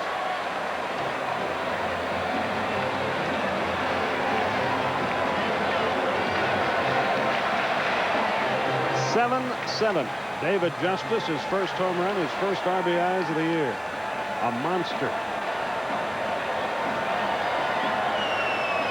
He's running, pitch out. He's trying to get back, and he's in big trouble. And the inning is over.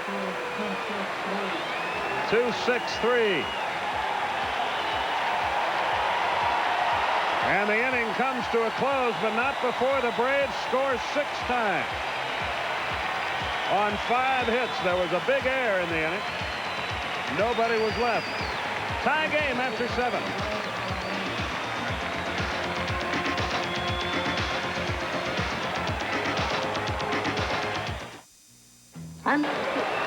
And Mackie Sasser is going to come out and pinch hit here for Innis.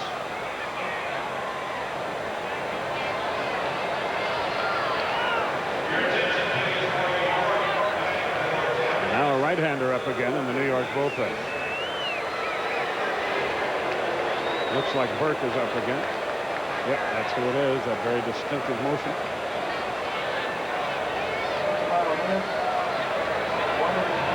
Sasser hitting .286. He's 2 out of 8 as a pinch hitter with 2 RBI. And he looks at a fast strike. What a comeback by the Braves. Very reminiscent of that game they trailed Jose Rijos 6-0 in the heat of the pennant race last year. The Mets had a 5-run 4th. The Braves a 6-run 7th. And we're all tied. Fast strike outside corner. He's got a good fastball going tonight. You know, his fastball has been better his last 3 or 4 times out, Skip. It's almost like he came out of spring training not quite ready to go. And he's worked himself not into shape, but he's worked himself into the strength that he needed to have the good fastball. It's made everything else more effective. The 1-2, he started to go, but was able to stop the swing. It was way high. 2 balls, 2 strikes.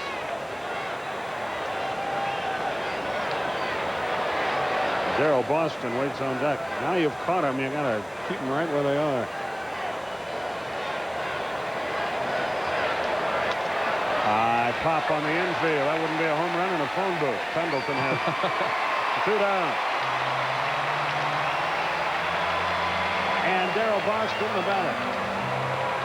Give a little tip of the cap to Big Ben Rivera tonight, too. You know, he worked a couple of shutout innings. He gave up a couple of hits last inning, but the thing he's been needing is some work and to throw strikes and not walk anybody, and that's what he did tonight. Racked up a couple of strikeouts, too. Here's Boston. He is 1 for 3. He entered the game when Vince Coleman hurt himself striking out in the first inning. Strained a left rib cage muscle. Breaking ball, a beauty. It's 0-1. Damon Berryhill will lead off the bottom half of the 8th inning.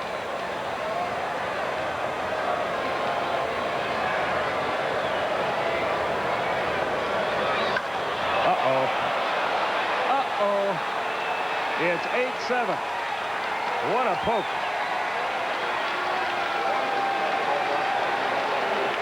Number 2 for Boston. A 2-out homer puts the Mets back on top. That hurts. Second home run allowed by Berenguer on the year. Came on an 0-1 count. And it was hit up there in Dave Justice country. Yes, it was. There was nothing fluky about this one either. He launched it. Fastball inside third, and he was able to turn on it. That's the 8th home run allowed this year by the Atlanta Bulldogs. The most in the league. 1 ball, no strikes. Well, got to do it again. Don't even need 6 this time. Yeah.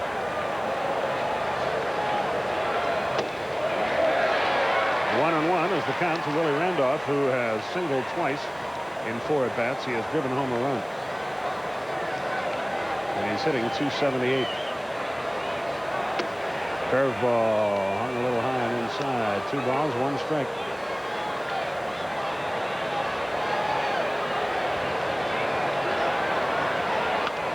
Pop foul back and out of play.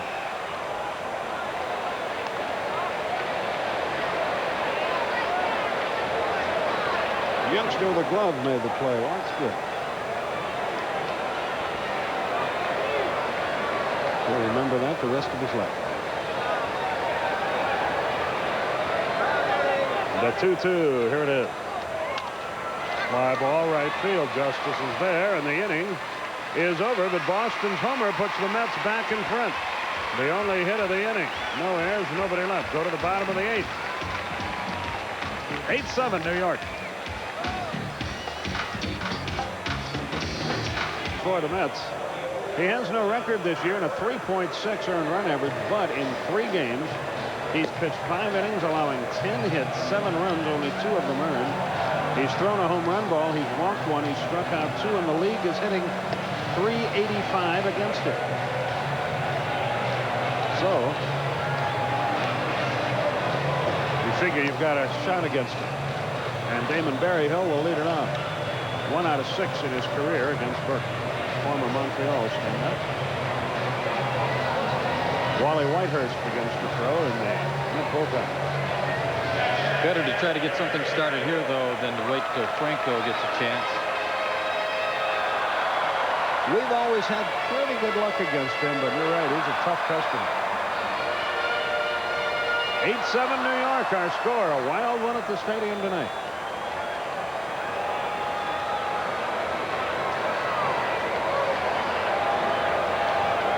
Berryhill leads it off. He's 1 for 3, and he takes a strike, and it's 0-1. Berryhill, Lemke, and Blauser do. If anybody gets on, Brian Hunter.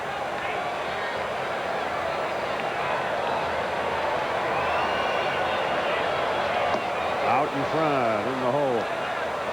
Basically a sinker slider pitcher, but he mixed in a nice changeup there to Berryhill. There's that strange wind-up. Says Mel Stottlemyre's helped him a little bit on his slider that's up to become a little bit sharper since he came over from Montreal. Fastball low and away, a ball and 2 strikes. Burke and his wife have adopted several children from foreign lands with various physical problems, which shows they're really good people. Oh, he chased a terrible ball and struck out 1 away. So an inauspicious start in the 8th. Burke strikes out the first man he faces. Gives you a lot of motion. And then when he throws one upstairs, it looks so good to you after nothing but sliders and sinkers down at your knees. It's hard to lay off. That was a bad pitch. Here's Mark Lemke. He is 1 out of 3. He has also reached on an error. He has scored a run. 8-7 our score. That's easy for Randolph. A little high hop, but he handles it. 2 out. So Burke gets the first 2 with ease. And here's Jeff Blauser, who pinch hit a 2-run double his first time in that 6-run inning back in the 7th.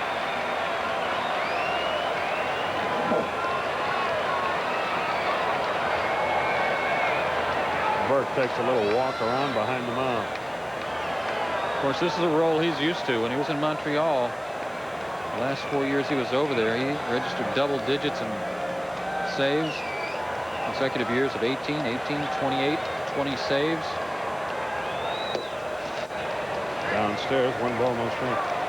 The record that the Cubs tied tonight, being shut out for the 4th straight time, is a record they held back in 1968. And that's a team that had Ernie Banks, Ron Santo, and Billy Williams in the heart of its lineup. Shut out 4 times.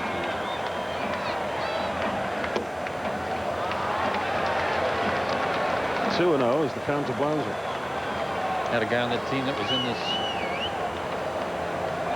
Legends of the Game here before our game today, Jim Becker. That's right. Yes, you did. The 2-0 pitch. There's a strike at the knees on the outside edge. It's 2-1.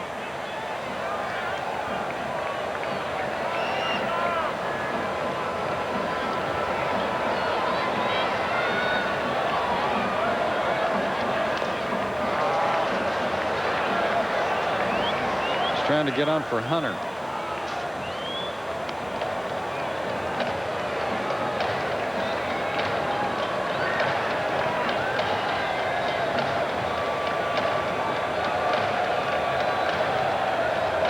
The 2-2 pitch about to be made. We've had 23 hits and 15 runs in this game and 3 errors.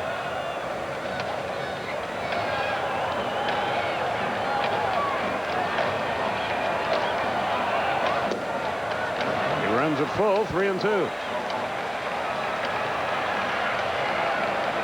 Blauser 1 out of 7 in his career against Burke. Hunter 1 out of 1, and that was a homer.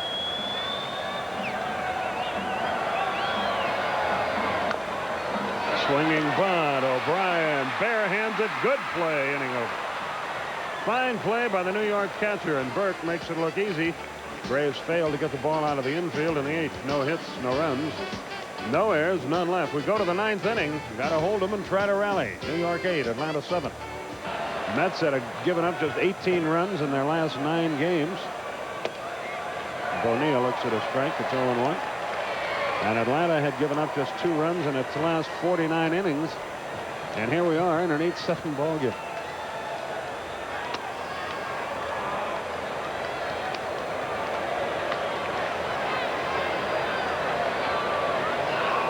Ball and a strike. Ooh, he started to. Yeah, he did. Changed his mind. 2-1. Joe Simpson, Skip Carey with you from the ballpark. We've had a wild one here tonight. Missed again. It's 3-1. Berenguer looks in as if to say, what's wrong with that? John Franco up and throwing in their bullpen.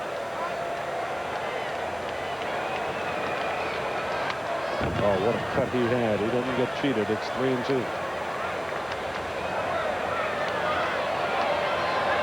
Mike Stanton begins to throw in the Atlanta bullpen.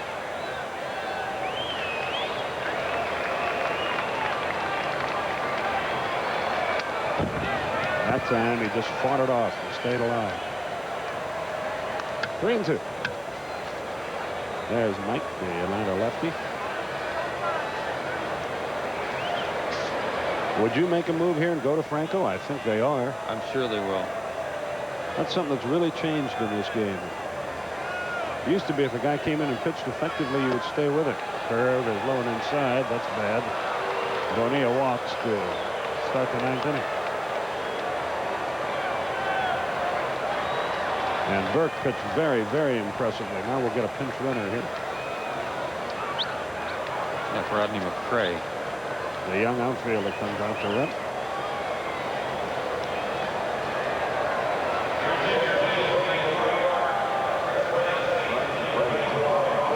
They still have Hundley, Donalds, McKnight, and Noboa on their bench. Braves have outside of pitchers, just Greg Olson in there.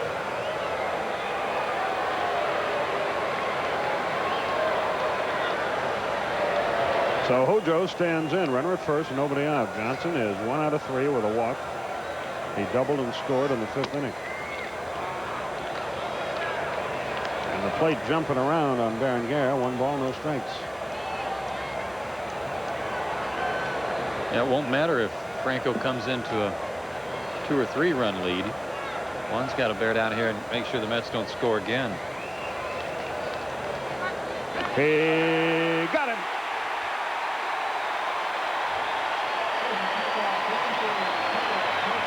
Now that's the longest trot in baseball for McRae. You come in as a pinch runner, you're a young guy trying to make the team, and you get picked up. One was called for a balk a couple of days ago because he didn't get his left foot pivoted around in time. Tonight he makes the jump, and he gets away with really a jump turn. Caught McRae leaning. You're right, Skip. You come running out, pinch run, and you go kind of jogging back to the dugout. And you'd rather go anywhere else but into that dugout. And McRae heads to the far end, away from Jeff Torborg. A ball and a strike. 2-1.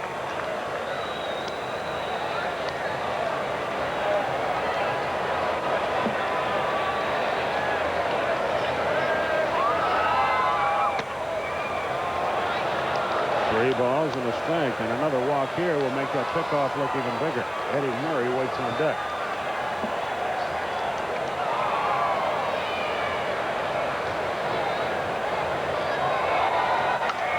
Popped him up. Let's see if it stays in play. Pendleton comes over. He's near the dugout.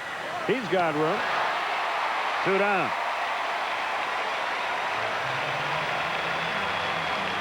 And Eddie Murray is the batter. In the bottom half of the inning, the Braves start with Brian Hunter. Then it's Deion Sanders, Terry Pendleton. If anybody gets on, Ron Gant. If anybody else gets on, Dave Justice. If anybody else gets on, Greg Olson, pinch hitting for the pitcher. And because Hunter's leading off, we may see Burt for 1 hitter and then force Bobby Cox's hand if he goes to Franco to pitch to Sanders. Go to his last player, which would be Olson. Downstairs, 1 ball, no strikes.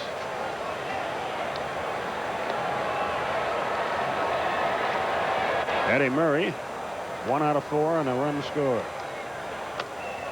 Fastball high and away. He's been behind every hitter in this inning. 2 balls, no strikes.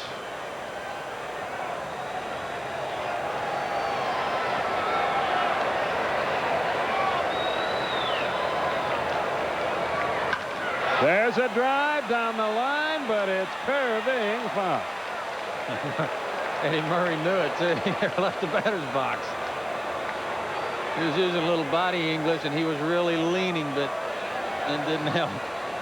He is one of those guys who is very expressive with his body. He can show more disgust with an umpire, never say a word.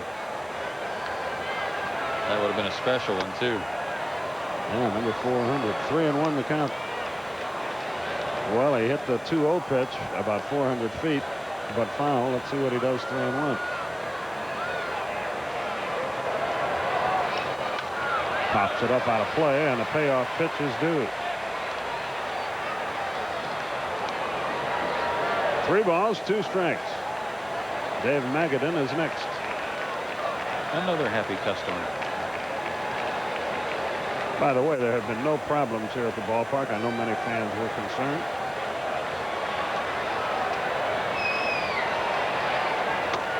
Nowhere near. Berenguer issues his second pass of the night and of the inning. And Magadan is the batter.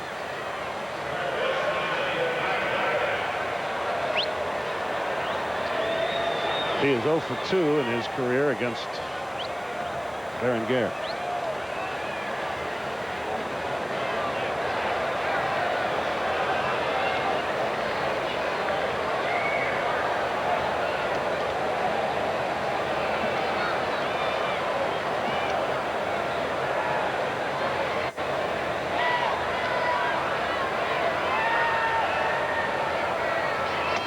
Upstairs, 1 ball, no strikes. Eddie Murray a short lead at first, and Damon Berryhill to the mound to talk it over with 1. And we saw Stanton in the bullpen. He's ready. He's just standing there ready to go, and that may be why Leo Mazzoni's calling down right now to find out if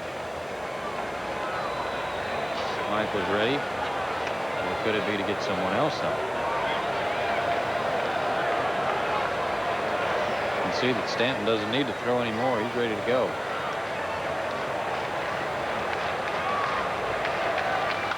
High fly ball, deep right field. Justice is back. He reaches for the wall. He's got room, and the inning is over. So nothing doing for the Mets. No hits, no runs, no errors, one left. But it's last chance time for Atlanta. Mets lead at 8-7. Cray stays in the game, plays right field for New York. And John Franco is on to do the pitching. Franco, the ace of their bullpen for many years, has 4 saves this year. He's 2-0 with no earned run average, and the league is hitting .038 against it. And that's why, even though Burke was pitching well and there was a right-handed hitter leading off, you go to your closer, especially when he's been that effective. And I just heard something over the PA also that, of course, if Franco closes it out, he gets the save. There's the number, 1 for 26. Mercy. If he closes it out, the win is going to go to Burke. Ennis was the pitcher of record when Boston hit the home run, but the official score has, it's his discretion. The pitcher does not pitch well enough to earn it in that situation. Burke is going to get the W. And Brian Hunter has batted once in his career against John Franco, and on that occasion hit a home run. You can see this guy has been a durable pitcher. He was originally with the Dodgers, but they had another young reliever named Steve Howe, and they thought they were set for 15 years with Howe, and they traded him away for Rafael Landistoi, and he became a big star in Cincinnati, as he reminds Tom Lasorda night after night when he sees it. Well, here's Hunter. Braves down by 1.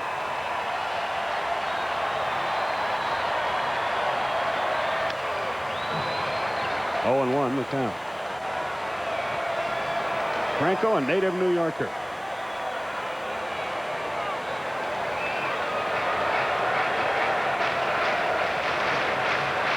Oh, and 1 the count.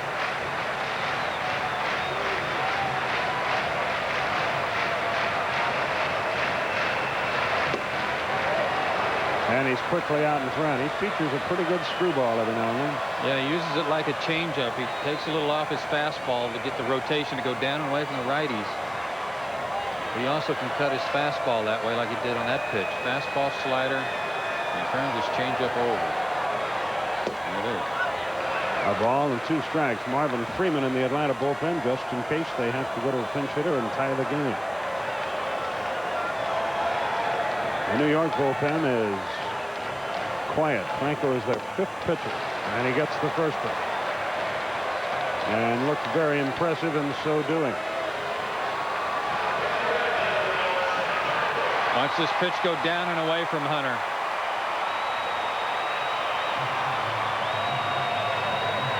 One for 27 opponents against Franco. O'Brien to the mound to talk things over. This is a tough assignment for Deion Sanders against this guy. Terry Pendleton is next. He's 7 out of 13 in his career against him. And with, even though Olson's available, the reason Deion's hitting here is why not send up the left-hander against him, try to take away that off-speed pitch. But if Olson gets on, you got nobody to run for him. If Deion gets on, you got a chance to get him in scoring position right away. Look where Magadan and Murray play Sanders. Softball distance.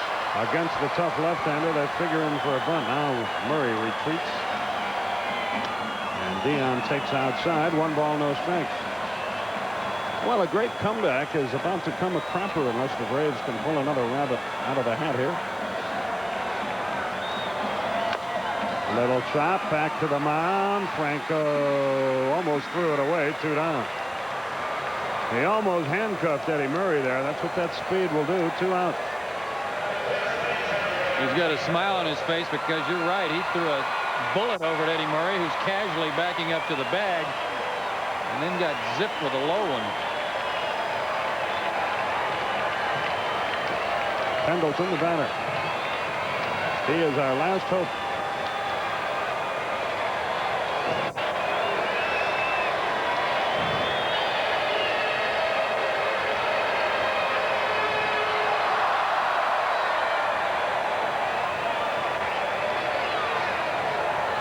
He ran up to bunt, took a strike.